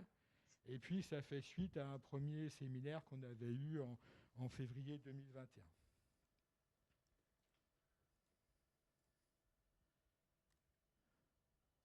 Donc là, l'idée, c'est, avec notre plateforme de capteurs connectés, sous l'eau, on va mettre des enregistreurs sous-marins, et puis sur Terre, on va mettre des caméras autonomes qui sont des petites caméras, avec des micro-ordinateurs embarqués et des panneaux solaires. Et ces petites caméras, elles permettent de prendre une photo toutes les 2 minutes. Puis elles les envoient via la 4G sur Internet. Et puis nos sons et nos photos sont envoyés dans une plateforme de traitement dans lequel on a mis plein d'algorithmes d'intelligence artificielle, de détection de bateaux, de détection de sons de poissons. Et puis on en fait des analyses. Et ce que je vais vous montrer, c'est sur 2 sites. Donc la réserve naturelle de Cerber-Banyuls avec le Cap Abeille et le Sacré d'Héris. Sacré d'Héris qui est réserve intégrale, qui est une zone de référence, et le Cap Abeille qui est assez plongé. Et puis Moyade au Parc national des Calanques. Alors, un premier témoignage sur la capacité à voir Donc si on prend des caméras et qu'on les met et qu'ils prennent des photos toutes les 2 minutes, on fait des très belles photos qui sont des belles cartes postales. Et puis on met une intelligence artificielle et sur cette intelligence artificielle, à partir de là, on est capable de détecter dans l'image des bateaux, des embarcations, de regarder leur type, est-ce que c'est des bateaux à moteur, est-ce que c'est des bateaux commerciaux, est-ce que ce sont des voiliers. Et puis on fait ça toutes les 2 minutes. Et là, c'est automatique. Et puis, voilà, on a, là ici, c'est le Cap l'Abeille, il y avait un bateau à voile, il y avait des bateaux à moteur. Puis ça, c'est une certaine date, un certain temps. Et puis, quand on cumule toutes nos photos, on a défini ce qu'on pensait être un mouillage, qui était une activité, une entité, un bateau, qui a été immobile pendant au moins 30 minutes. C'est ça qu'on a fait. Et puis, quand on cumule nos données, ici, par exemple, c'est le Cap l'Abeille le 3 juillet. Vous voyez, il y a plein de points noirs. Tout ça, c'est des positions de bateaux qui ont été détectées. Et puis, les bateaux au loin, ils passent. Et puis ici, sur ces tâches, on a un certain nombre de points qui sont plutôt au même endroit. Et si on a 15 points d'affilée, comme on a une photo toutes les 2 minutes, c'est un bateau qui est resté au même endroit pendant 30 minutes. Et puis, ça, c'est un jour de beau temps. Puis un jour de mauvais temps, il y a eu 2 mouillages. Puis là, il y a un bateau, je pense que c'est un bateau à voile qui est passé. Et comme ça, on arrive à détecter les mouillages. Et puis ici, comme on a le nombre de points, on a le nombre de minutes. Et donc, on est capable de dire, voilà, ici, il y avait un mouillage, et ce mouillage a été occupé, par exemple, pendant 156 minutes. Et comme ça, on est capable de compter le nombre de mouillages par jour et la durée de temps à mouiller, où il y avait des bateaux sur le site. Alors, quand on fait ça sur le Cap l'Abeille, sur 3 mois en saison estivale, voilà le type de graphe que l'on a. Où, en fonction du jour, donc ici c'est le 1er juin, 1er juillet, 1er août, 1er septembre, on a ici le nombre de mouillages par jour. Et parfois on a 15 mouillages, parfois quand il fait mauvais on a un mouillage, parfois la caméra n'a pas marché. Et puis on est capable aussi de regarder le temps mouillé. Donc par exemple sur certains pics où on a plus de 15 mouillages, les bateaux étaient présents sur un temps cumulé de 25 heures. Voilà. Et en général, sur le Cap l'Abeille, on a 4 mouillages, plus ou moins 3 par jour, et sur une présence de 6 heures, plus ou moins 6 heures cumulées par jour. Et quand on cumule ça sur juillet-août, c'est 228 mouillages et 369 heures de présence. Voilà. Et puis, quand on zoome un peu plus, on est capable de donner des statistiques dans la semaine, le lundi, le mardi, le mercredi, et aussi dans l'heure de la journée. Si on zoome sur une journée, voilà, par exemple, au Cap l'Abeille, il y a 25% des mouillages qui se font le matin, il y en a un peu moins l'après-midi. On est capable de décrire une activité. Et puis, on est aussi capable de dire et de cartographier où se sont situés les mouillages. Ici, vous avez la photo de Cap l'Abeille, il y a au fond avec des secs rocheux. Et ici, vous avez la distribution des mouillages, et les mouillages, ils se font massivement là et là. Ça, c'était pour voir. Maintenant, pour écouter, on peut écouter les bateaux et on peut écouter les poissons. Donc, pour écouter les bateaux, on a notre microphone, on connaît les signatures des bateaux et on développe une intelligence artificielle qui nous dit quand on a un son en fonction du temps et en fonction de la fréquence. Parfois, quand c'est en noir, on est dans du bruit naturel. Quand c'est en gris, ici, il y a un bateau qui s'approche. Et quand on est en blanc, on est sûr qu'il y a un bateau qui est présent. Et comme ça, on est capable de vraiment quantifier la présence. Et si on réfléchit à l'impact qu'on peut avoir sur les poissons, on aimerait que la connaissance scientifique dise, voilà, quand on a un niveau de 135 décibels, je dérange un poisson. Et quand on a un niveau de 120 décibels, je ne le dérange pas. Et ça, au niveau de Chorus, on a beaucoup travaillé. On a fait toute la bibliographie, on a lu plus de 150 papiers. Ces seuils n'existent pas. Donc on ne sait pas quoi faire, entre guillemets. Donc nous, on a proposé une approche qui était plutôt objective. Nos algorithmes, ils nous permettent de dire est-ce que notre mesure, c'est du bruit naturel ou est-ce que notre mesure, c'est du bruit naturel plus du bruit de bateau. Ça, on sait le faire. Et donc, on a inventé un indice de quiétude acoustique qui est la proportion du temps dans lequel un poisson va être dans du bruit naturel et pas du bruit humain. Donc, on ferme nos yeux on est dans du bruit naturel, on ferme nos yeux, on est dans un bruit qui est plus fort. Et puis on s'est dit, c'est ça qui nous permettait de caractériser la présence humaine acoustique sur un site. Et puis là, il y a des chiffres qui tombent sur le Cap L'Abeille. Donc le Cap L'Abeille, là, je vous ai mis, ça c'est important parce qu'on verra les données, je vous ai mis août et septembre. Août, il y avait beaucoup de mouillage, septembre, il y en a beaucoup moins d'activité. Et là, on s'aperçoit qu'en fonction de la semaine, en août, le taux de quiétude, la journée, varie entre 16% et 26%. Oui, une surface qui vient tendre de manière continue Donc ça veut dire que pendant 84% du temps, les animaux sont soumis à un son humain. Et puis la nuit, c'est en global, donc là c'est de 8h à 20h, et en global, incluant la nuit, on tombe à 50% de quiétude, notamment parce qu'il n'y a pas de bruit humain la nuit. Oui, là c'est explication du niveau de fonctionnement de la semaine. Et puis tout de suite, ça s'éteint. Dès qu'on passe en septembre, on repasse à des taux de quiétude de l'ordre de 80%. Voilà. Donc ça, c'est quantifié. Maintenant, écoutez les poissons. Donc on a joué avec les corbes. Donc les corbes, espèces protégées. Les corbes parlent beaucoup. Donc l'émission, elle est naturellement nocturne entre 20h et 24h. Donc une absence d'émission le jour ne veut pas dire qu'il y a un effet de la plongée, puisqu'ils n'émettent pas le jour. Et puis, par rapport à la présentation de Laura, c'est très complémentaire. Les poissons qui émettent, ce sont les mâles de grande taille. Donc là, on va peut-être voir des liens avec la présentation qu'a fait Laura. Donc, les corbes émettent, on connaît leur signature, donc on peut développer des algorithmes de détection. Et puis, on est capable de faire des liens. En même temps qu'on a fait nos observations visuelles et nos taux de quiétude acoustique, on est capable de compter le nombre de poissons, le nombre de sons de poissons entendus par nuit, la nuit. Et là, vous voyez, c'est considérable. Hein. Sur le Cap L'Abeille, on a 20 par nuit. Des fois, on capte 25 000 sons. Et ça, c'est des corbes mâles de grande taille qui émettent des sons pour attirer les femelles. Donc ça, c'est une trace de la reproduction. Et puis, en juillet, on a beaucoup de sons. Et en août, hop, ça tombe. Et puis, on a fait ça sur le Cap Rédéris, on a fait ça sur Moyade. Et là, on synthétise nos résultats. Alors, je vais essayer de l'expliquer bien, c'est un peu compliqué, puis c'est quelque chose d'original, voilà.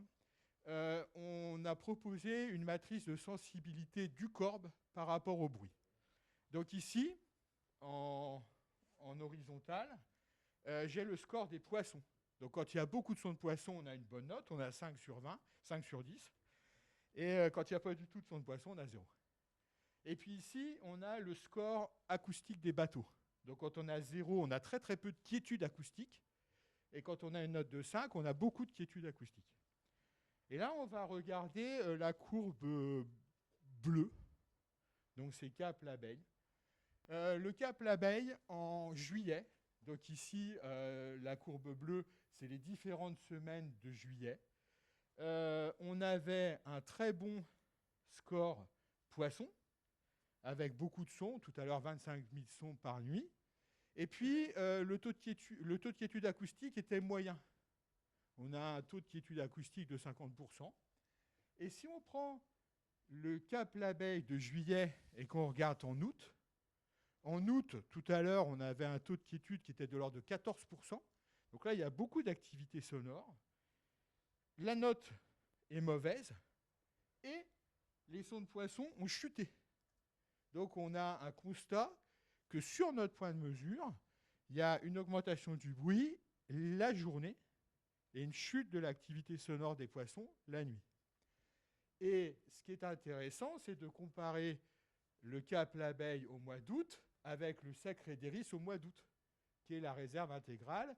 Alors, confirmation par Philippe, tu diras oui ou non, hein, mais après discussion avec les experts poissons, les corbes du Sec Rédéris baignent dans la même eau que les corbes du Cap L'Abeille. C'est la même océanographie. Et au niveau du Sec Rédéris, on a un bon score poisson en août. Voilà. Ça, ce sont des constats. Donc, conclusion, la charge utile, voir et écouter, elle semble fortement utile dans le contexte de la plongée. Donc pour voir, on peut quantifier les mouillages et les mouvements de surface.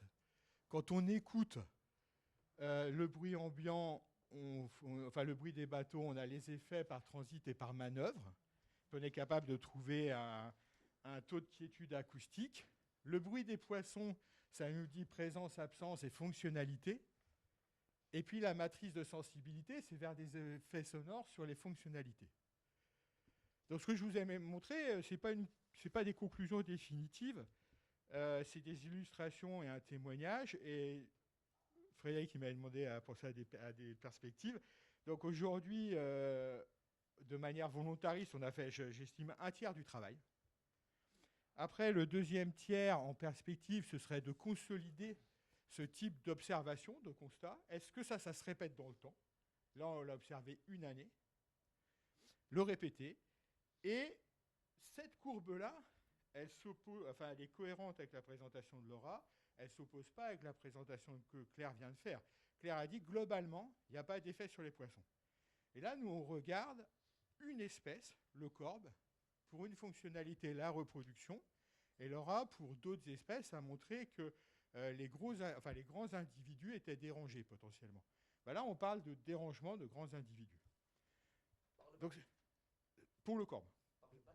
Par le bateau. Voilà, par le bruit. Et ça ne s'oppose pas. Et après, ça, c'est un constat, c'est un effet. C'est, à notre point de mesure, les corbes ont moins émis la nuit lorsqu'ils étaient dérangés acoustiquement le jour. Sauf qu'à Rédéris, notre site de référence, les bateaux passent, donc il y a le même bruit. Par contre, ils ne s'arrêtent pas. Ça, c'est... Là, on fait un autre tiers du chemin, on consolide cette conclusion. Ça, c'est un effet qu'on constate. Et après, avec des chercheurs comme Philippe, etc., il faudrait savoir si cet effet est un impact. Parce que, imaginons, si on veut traduire ça, acoustique, cette situation acoustique, si on veut la traduire en situation écologique. Les corbes ont été dérangés la journée, ils restent sur place, et les mâles n'émettent plus, donc ils ne se reproduisent plus. Ça, on peut se dire, ça va être un impact. Par contre, on peut dire, ils ont été dérangés la journée, ils ont bougé de 500 mètres, nous, notre rayon de captation, c'est 300 mètres, on ne les entend plus, mais ils continuent à faire leur vie 500 mètres plus loin. Et ça, c'est un effet, je ne sais pas, léger ou pas, mais... Et ça, c'est le troisième tiers, quoi. Le troisième tiers, c'est de traduire cet effet consolidé en impact. Voilà. Voilà.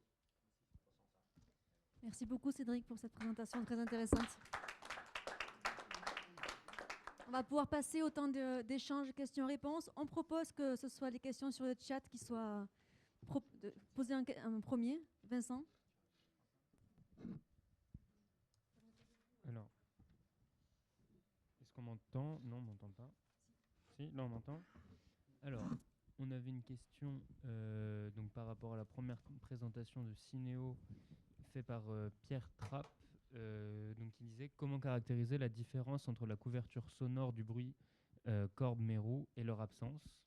Risque d'interprétation abusive si on ne peut pas faire la différence, il aurait fallu associer un comptage des espèces. Voilà, Nelly, en ligne, est-ce que tu peux répondre à la question?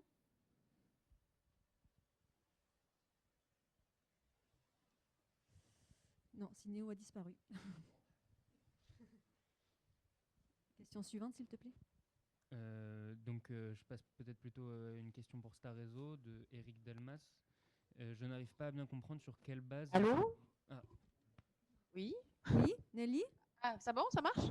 Oui, c'est bon, on vous entend. On t'entend. Oui, merci. Pardon, du coup, je vous coupe. Je pense que cette question, du coup, a été en partie répondue par la suite des présentations, notamment celle de Cédric, qui a un peu repris, du coup, a donné des éléments de réponse.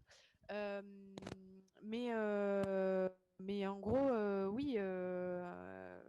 Alors, comment caractériser les différences entre la couverture sonore du bruit du corbe, du mérou et leur absence?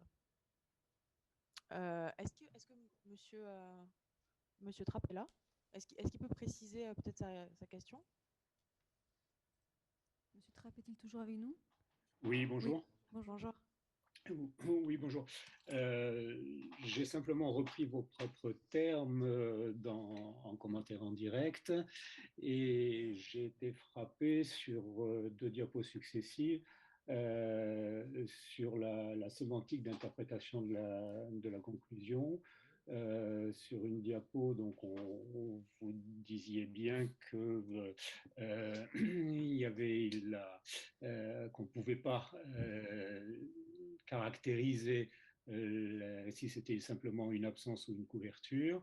Et sur la diapo finale, donc, vous disiez couverture, et sur la diapo précédente, quand ça concernait la plongée, l'absence était interprétée comme une diminution. Donc c'est ce qui m'a fait réagir par rapport à l'interprétation d'un résultat qui est, bon, qui est tel qu'il est, mais c'est cette absence de discrimination qui m'a fait réagir. D'accord. D'accord. Oui, du coup, c'est peut-être effectivement plutôt une manière de. Je me suis peut-être mal exprimée en fait. Mais globalement, en fait, ce qu'on observe du coup, c'est une absence systématique de la signature acoustique des poissons, donc en présence du bruit associé au plongeur. C'est une observation. Effectivement, on ne peut pas dire qu'il n'y a pas de poisson. On observe juste leur signature acoustique à ce moment-là. Et dans l'autre cas, c'était en météo défavorable. Là, on observait une présence moindre de signature acoustique. Et donc, pas une absence. Voilà. Peut-être que oui, je me suis exprimée un peu abusivement, je ne sais pas trop, mais est-ce que je réponds là à la question ou pas du tout? Alors, Philippe L'Enfant, Université de Perpignan. Je vais juste compléter. D'ici quelques mois, il y aura des résultats par rapport à ça parce qu'on a mis des puces sur des corbes, donc des marques pour en suivi télémétrie. Donc on aura la position des poissons et en même temps, on a aussi des enregistrements de son. Donc on pourra aller plus loin dans la compréhension de savoir est-ce qu'ils étaient là et ils n'émettaient plus ou est-ce ils s'étaient déplacés légèrement pour quitter la zone. Voilà. Merci. Merci. Oui, alors ça c'est effectivement, voilà, ça répond parfaitement à l'intérêt et ça rejoint la dernière présentation avec le point d'interrogation sur déplacement momentané ou pas. Donc je vous remercie pour ces précisions. Du coup, question suivante. Donc Alexandra Gigou qui nous dit si étude avant haute saison pour vérifier les signatures des poissons, est-ce pertinent étant donné la période de vocalise du corbe qui commence en juin si je me souviens bien? Vous indiquez perception du plongeur jusqu'à 50 mètres, mais c'est peut-être plus étant donné que les radiales mesuraient justement 50 mètres. Donc si vous pouvez intervenir, Madame Gigou. Oui, non, mais c'était par rapport aux perspectives de complément d'études. Si on les fait avant saison, est-ce qu'on détectera plus spécialement les poissons? Je crois me souvenir que c'est à peu près en juin que pour la reproduction, tout ça, enfin, ils commencent à plus vocaliser. Et à un moment donné aussi, il est indiqué que la perception du plongeur allait jusqu'à 50 mètres, mais sachant que les radiales, de toute façon, faisaient 50 mètres. Oui. Alors, les radiales, effectivement, faisaient 50 mètres et effectivement, ça conditionne ce résultat. Et pour ce qui est de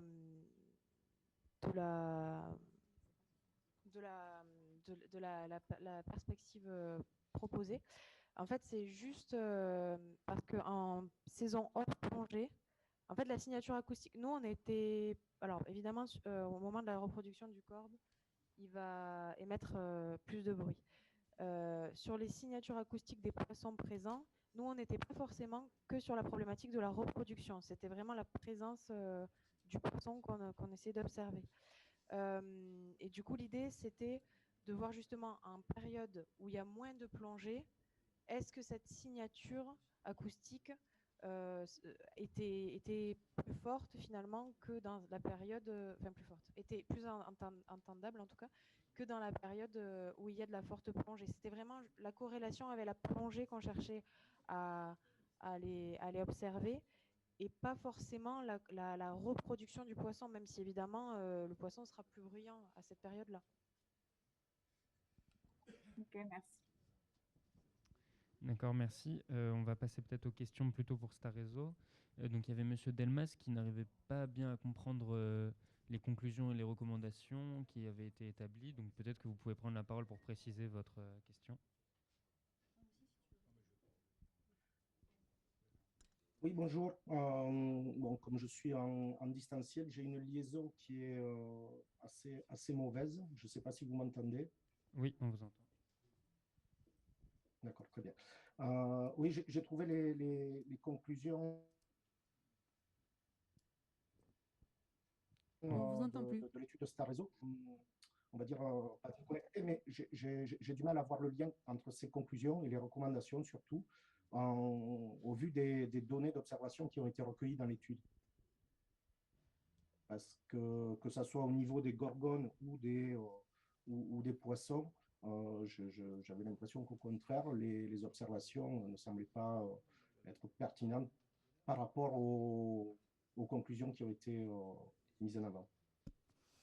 Bonjour, merci pour votre question. Est-ce que tu peux te lever pour qu'ils puissent te voir? Ah oui.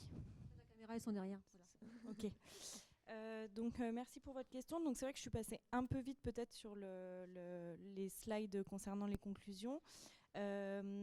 Après, c'est pas vraiment des propositions à proprement parler de gestion, c'est des pistes qu'on peut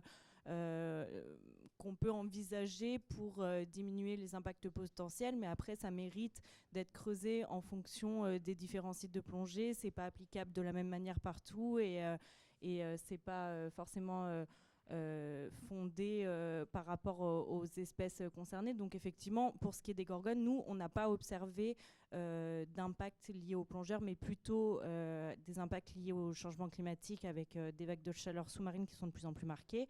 Par contre, il y a eu 2 études qui ont été réalisées sur les substrats et sur les espèces dressées sur des sites fréquentés par la plongée qui ont montré qu'il y avait un impact des contacts répétés des plongeurs sur le substrat avec leurs palmes, ce genre de choses. Et il y a d'autres espèces aussi qui sont indicatrices de l'impact de la plongée sur les substrats et qui peuvent montrer qu'il peut y avoir une dégradation des habitats. Donc c'est sur ces différents sites qu'il faut avoir une gestion réfléchie pour voir comment atténuer ces impacts en limitant ou en délestant ou en faisant un turnover sur les sites ou peut-être ça peut être aussi en privilégiant des plongeurs qui ont un niveau plus élevé sur certains sites parce qu'ils vont arriver à mieux gérer leur flottabilité. C'est pas juste interdire ou autoriser. Et après, pour ce qui est des poissons, on a vu qu'effectivement la plupart des espèces dans notre étude ne réagissent pas ou en tout cas on n'a pas vu leur réaction. C'est là où les études acoustiques ou avec l'ADN environnemental, par exemple, peuvent être complémentaires parce que nous, c'est des suivis qu'on a fait en comptage visuel. Donc, on est nous-mêmes plongeurs quand on fait les comptages. Donc, on est parti de l'hypothèse que le dérangement causé par 3 plongeurs et celui causé par 80 plongeurs qui va passer en simultanément, il n'est pas forcément le même.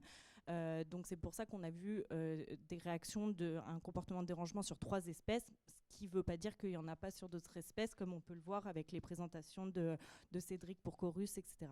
Donc, bien sûr, toutes ces conclusions sont à regarder en fonction du site considéré, de l'espèce considérée et de la gestion de l'endroit. Ça répond à votre question ?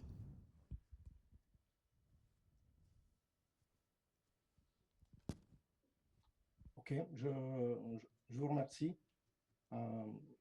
Le problème des suppositions ou des interprétations, c'est que si on les confronte, comme vous dites, à d'autres études, on a eu aussi une étude à Bagnoul sur les gorgones qui, sur un site, des sites qui sont donc très plongés, comme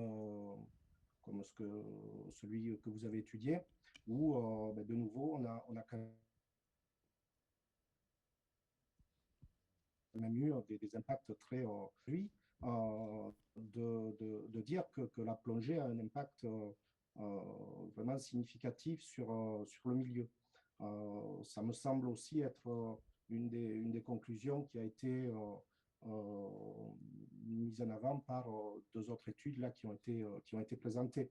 Donc, le problème des suppositions, c'est que ça crée un climat quand même un peu de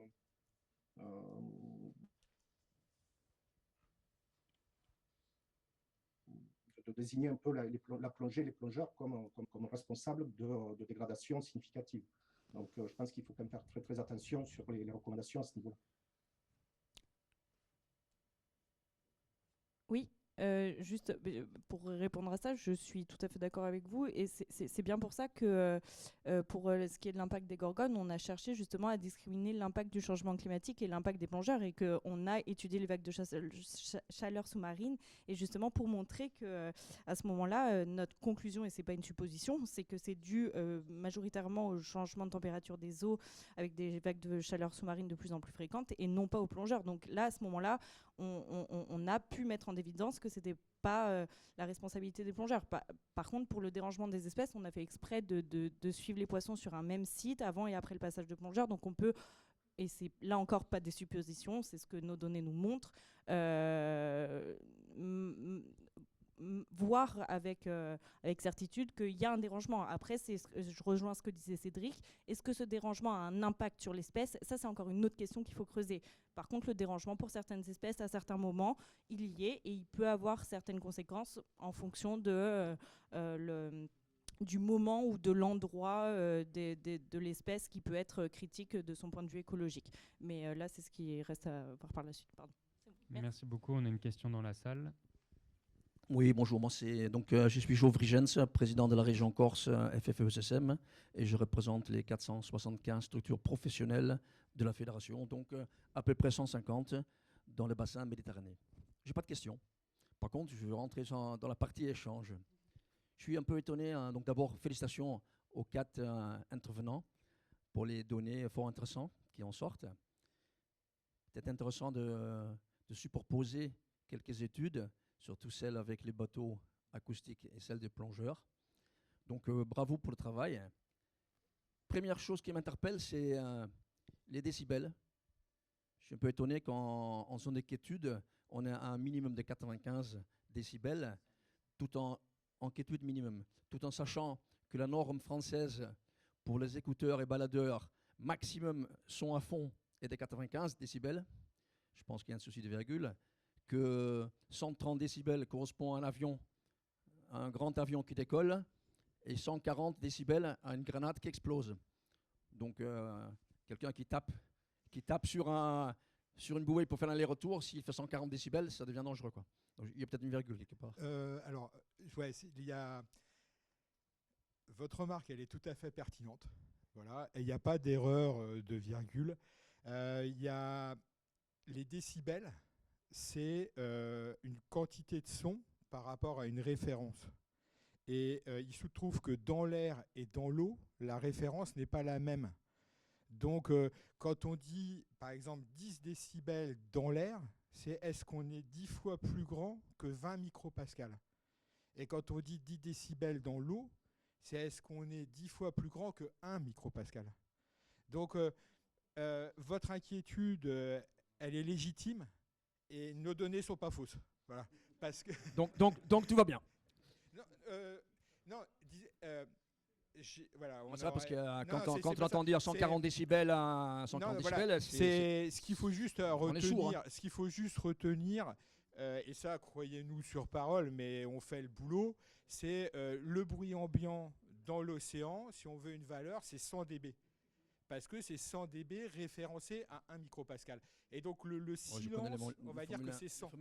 Les formules, je connais. Mais bon, ce serait peut-être intéressant, peut-être par la suite, de dire à quoi ça correspond par rapport à un bruit que tout le monde connaît. Ça permet un peu de... On peut faire une échelle. Voilà. Bon, première chose. Si vous voulez... Alors, moi, tout va bien. Je ne veux pas imposer, mais on pourra prendre 2 minutes. J'ai une échelle qui donne les activités humaines dans l'air. Et quelles sont les activités? Et après la pause, je vous la... Très bien, on a parti. Parfait.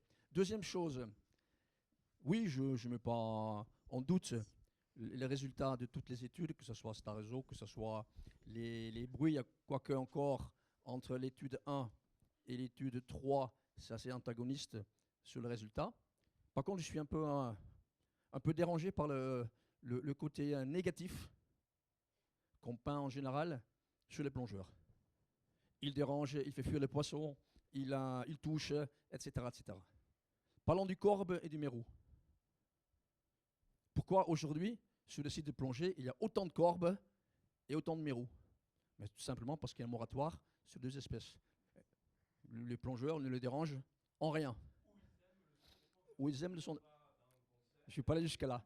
Par contre, c'est vrai que le plongeur touche peut-être volontairement, pas volontairement. Il est vrai que la fédération a fait beaucoup d'efforts sur ce côté-là.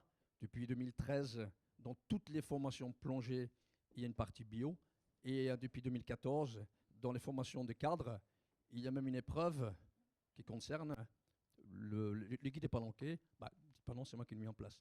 Avec une épreuve sur le guide des palanquets dans laquelle la partie bio devrait être prise en compte. Il ne l'est peut-être pas assez, je conçois. N'oubliez pas que le plongeur est surtout un sentinelle. Le plongeur, il voit, il sait qu'est-ce qui se passe sous l'eau. Tout le monde était content lorsqu'il y a eu le problème avec la taxifolia de trouver les plongeurs qui étaient là pour les trouver, parfois pour l'enlever. En Corse, il y a quelque chose qu'on appelle Alien, où les plongeurs sont là pour observer tout ce qui a espèces invasives, etc. En surface, le plongeur voit les chasseurs, parfois les bracos, préviennent les autorités. Donc bon, j'aimerais bien que de temps en temps, on fait aussi écho du côté positif des plongeurs. Oui, bien sûr, il y a des choses à faire. Oui, bien sûr, il faut continuer à parler de la préservation, c'est évident.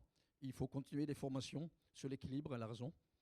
Et il faut que dans les briefings, les moniteurs parlent peut-être plus de l'environnement. Pour équiper tous les plongeurs avec des recycleurs, je ne suis pas persuadé que c'est la bonne solution. Merci, Marion. Merci, Jo, pour cette conclusion positive. Est-ce qu'il y a d'autres questions dans la salle? Oui, 2. Nicolas, puis Frédéric. Nicolas, tu peux te lever pour les caméras, s'il te plaît, pour que ceux en visio puissent Nicolas t'identifier. Barraquet, je suis photographe sous-marin et je suis aussi patron d'un magazine de presse dédié à la plongée. Je travaille pas mal d'actions avec l'OFB, les parcs nationaux et tout ça. Il y a une donnée qui n'est pas prise en compte dans votre étude, c'est que, par exemple, je prends la Révélate, mais je vais prendre la réserve de Port-Cros à la Gabinière. Celle de Port-Cros, je la connais bien, il y avait 3 mérous dans les années 80, il y en a plus de 1000 aujourd'hui. Des corbes à la Révélate, des mérous et des dentis, il n'y en avait pas il y a 10 ans.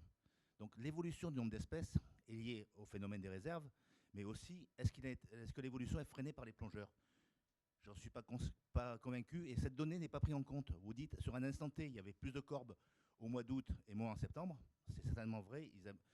Même si je vois sur la réserve de Port-Cros, de la Gabinière, le banc de corbes qui est toujours en train d'évoluer en taille et en répartition, ces données d'évolution d'espèces sont certainement aussi à mettre en corrélation à vos études. Parce que si on fait un état, il y a peut-être des bruits qui gênent, mais le nombre d'espèces, la population et la biomasse augmentent. Et ça, je ne l'ai pas vu en corrélation. Donc c'est un peu ma remarque globale à toutes vos études. Mettez l'évolution du nombre d'espèces et de biomasse en fonction de ça.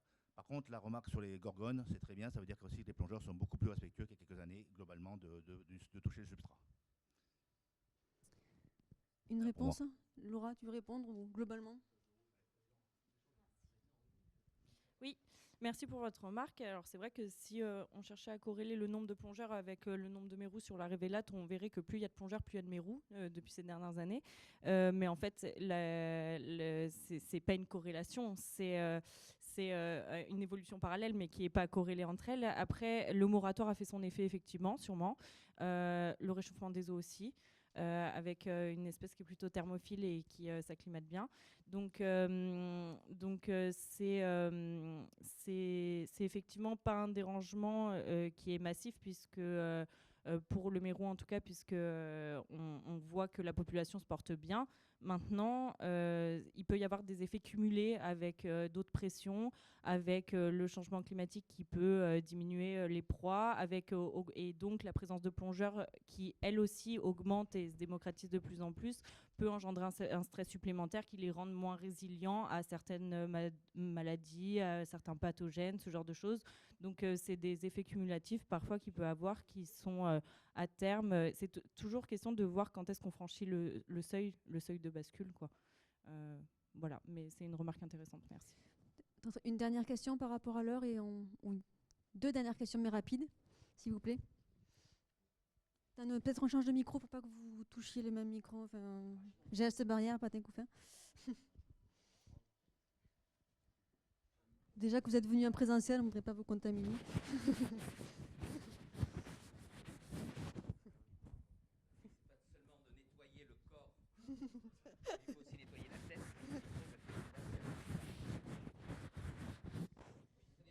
Président de la fédération. Dans le cadre de ce bilan des études sur les impacts, il manque une des études qu'on avait décidé en 2019, puisqu'il y avait 3 études, une étude à Banyuls sur le son, une étude à Calvi sur l'impact, effectivement, et la 3e étude, c'était l'analyse socio-économique au niveau de la métropole de Nice et de Côte d'Azur, qui est importante parce que c'est quand même 2 des trépieds quand même du développement durable, à la fois l'écologie, le social et l'économique. Et de ce fait, il y a 2 de ces aspects qui ne sont pas abordés. Donc ma question, et je pense que la DIRM et l'OFV vont y répondre, quand est-ce qu'on aura cette étude? Alors, cette étude a été finalisée par la métropole Nice-Côte d'Azur. C'est qu'on n'a pas proposé de la présenter aujourd'hui parce que ce n'était pas tout à fait le même angle d'approche. Mais on pourra bien sûr la diffuser largement. Et d'ailleurs, c'est sur le site de la DIRM aujourd'hui. Et c'est vrai qu'on n'a pas demandé à MNCA de venir aujourd'hui pour la présenter. Et effectivement, on aurait certainement dû. Alors, elle est très importante parce que le monde de la plongée l'attend, premièrement. Et récemment, je discutais avec on va dire le préfet adjoint maritime à ce sujet, puisqu'on parlait des cantonnements de pêche. Il a dit oui, réserve halieutique, donc la plongée est impossible dans les cantonnements de pêche. On attend les études de la DIRM. Et les études de la DIRM, on a des réponses aujourd'hui qu'il faudra leur transmettre. Je crois que c'est important parce qu'ils vont se rendre compte que dans les hotspots de la biodiversité, effectivement, la plongée, il y a quand même des éléments très très intéressants. Et que eux, ils disent on ne sait pas, alors qu'on commence à savoir. On commence à savoir, tout à fait. Donc il faut le transmettre à la préfecture maritime. Ils sont là. Après, peut-être pour compléter, Frédéric Villers, c'est OSB. En fait, j'ai un regard un peu différent de ce que vous dites sur aujourd'hui. Pour moi, au final... Parle plus fort, Frédéric, s'il te plaît. Pour moi, au final, c'est assez positif, hein, tout ce qui ressort là aujourd'hui. Là, ce matin, vraiment, on ne s'était jamais vraiment posé la question en Méditerranée française de se dire quel est l'impact des plongeurs sur la partie faune et flore. Ce que je ressens, c'est qu'aujourd'hui, l'impact au niveau sonore, il n'est pas significatif. C'est-à-dire qu'en fait, on a un effet, mais qui n'est pas forcément corrélé à un impact. Donc ça, c'est certainement les pistes sur lesquelles les scientifiques vont creuser un peu plus, mais en tout cas, ce n'est pas significatif à ce sujet. Ce qui est intéressant, ce qui me semble aussi intéressant, c'est le nombre de contacts qu'on retrouve par les plongeurs. Alors, on est tous la plupart du temps plongeurs et je pense qu'on n'a pas forcément conscience qu'on finalement on touche aussi régulièrement, en tout cas pour certains d'entre nous, le milieu, qu'on soit expérimenté ou pas. Après, donc ça c'est un constat. En termes d'impact, à nouveau, on n'a pas démontré que l'habitat, en gros, est fini. Hein. Donc c'est là aussi où c'est un peu les conclusions aussi de Claire hein, sur ce sujet, c'est que je pense que ce qui va arriver par la suite via la photogrammétrie, etc., on arrivera à terme en faisant plein de photos régulièrement d'un site de voir au final ce que ça va donner. Donc il y a des expérimentations qui vont arriver. Mais à ce jour, à mon sens, la conclusion, c'est qu'en début 2022, l'impact de la plongée, à large échelle, il n'est pas significatif. Alors évidemment, hein, je pense qu'il ne faut pas non plus confondre la question de... Enfin, le sujet des corps, c'est un vrai sujet, mais ce n'est pas à la même échelle, quoi. On parle d'une activité qui ponctuellement vient, potentiellement déranger les poissons, mais qui, en gros, les gros partent plus loin et reviennent un peu plus longtemps. Ils sont soit plus malins, soit plus d'expérience. Après, il y a la question des bateaux qui prouve qu'au final, quand il y a des bateaux, il y a potentiellement en effet un dérangement. Et voilà, au final, je trouve que dans le paysage global, c'est assez positif ce qui ressort. C'est que la plongée aujourd'hui n'a pas, il me semble, un impact très significatif. Il y a des choses intéressantes sur certainement la capacité de charge à travailler pour le plaisir du plongeur, on va dire, expérimenté. Et globalement, voilà, il reste quelques pistes à creuser, mais je pense on peut tous se féliciter que cette activité, à ce jour, c'est pas l'activité qui dégrade le plus au niveau de la Méditerranée française, l'ensemble des habitats, quoi. Évidemment, il y a encore des choses à creuser. Peut-être que dans 2 ans, on changera le discours sur 2-3 aspects, mais voilà, c'était pour donner un peu une touche de positivité parce que ça me semble important. Une dernière question, s'il vous plaît. Vincent, il y a des questions encore dans le chat? Il y avait une question adressée à Sémantique de la part d'Aurélie Sartier, si vous pouvez prendre la parole pour préciser votre question. Après vous, monsieur, allez-y. Alors, Aurélie se connecte. Daniel Buron, le comité régional Corse également, la commission biologie justement. Moi, la remarque de Jo, j'étais étonné des 94% de plongeurs qui n'ont pas de brief bio ou qui ne connaissent pas. je pense que le résultat, enfin, les réponses ne sont pas sincères, je pense, parce que ne serait-ce que dans mon club, on est 30. S'il y en a un qui ne connaît pas la bio, il prend une claque, quoi. Je veux dire, c'est pas possible, quoi. Parce que Après, la question a été posée aussi au baptême. surtout dans mon club, quoi. Et au Donc, niveau voilà. Donc après, j'avais autre chose, parce que nous, depuis cet été, on a abordé Donia. Quand j'ai vu l'outil 3D, c'est très intéressant, parce que pour diminuer les pressions de sites, il y a encore des sites qu'on ne connaît pas et qu'on n'a jamais été, parce qu'un club de plongée, il a entre 10 et 25 sites, puis après c'est la routine, on tourne sur les sites tranquillement. Il y a encore d'autres sites à découvrir. La 3D peut apporter ça, notamment Donia. Moi j'ai bien retenu un truc, dans le vert on ne mouille pas, dans le jaune on peut y aller, mais dans le rose, c'est les rochers. Hein. Alors on a retrouvé, nous, pratiquement 7-8 sites, alors pas forcément des gros trucs, des gros spots, mais ça allège la pression sur les sites d'à côté. Parce que des fois, on va sur cela, surtout notamment quand il y a des coups de vent ou des trucs comme ça, c'est plus près. C'est peut-être des petits sites. Alors, c'est souvent du coralligène, ça fait 1 mètre de haut. Mais c'est une approche qu'on pourrait également développer. Mais parce que c'est vrai que les clubs, autant une structure commerciale qu'un club associatif, ne va pas forcément chercher tous les jours à augmenter son nombre de sites pour diminuer la pression sur certains sites. Voilà, c'était mes questions. Et après, Jo, tout ce que j'avais noté, on l'a déjà dit. Merci beaucoup. Je vous propose qu'on s'arrête là. La question pour Aurélie, peut-être que Laura, tu peux lui répondre en direct dans le chat, comme ça on avance. Alors il est 35, on fait une pause qui est beaucoup plus courte que prévu. Je vous dis 5, 6, 7 minutes. Et à 45, vous êtes de nouveau tous en salle pour continuer sur le guide des mouillages de la plongée. Merci beaucoup à ceux qui sont en visio. On fait une pause de 10 minutes. On espère vous retrouver ensuite. À tout à l'heure.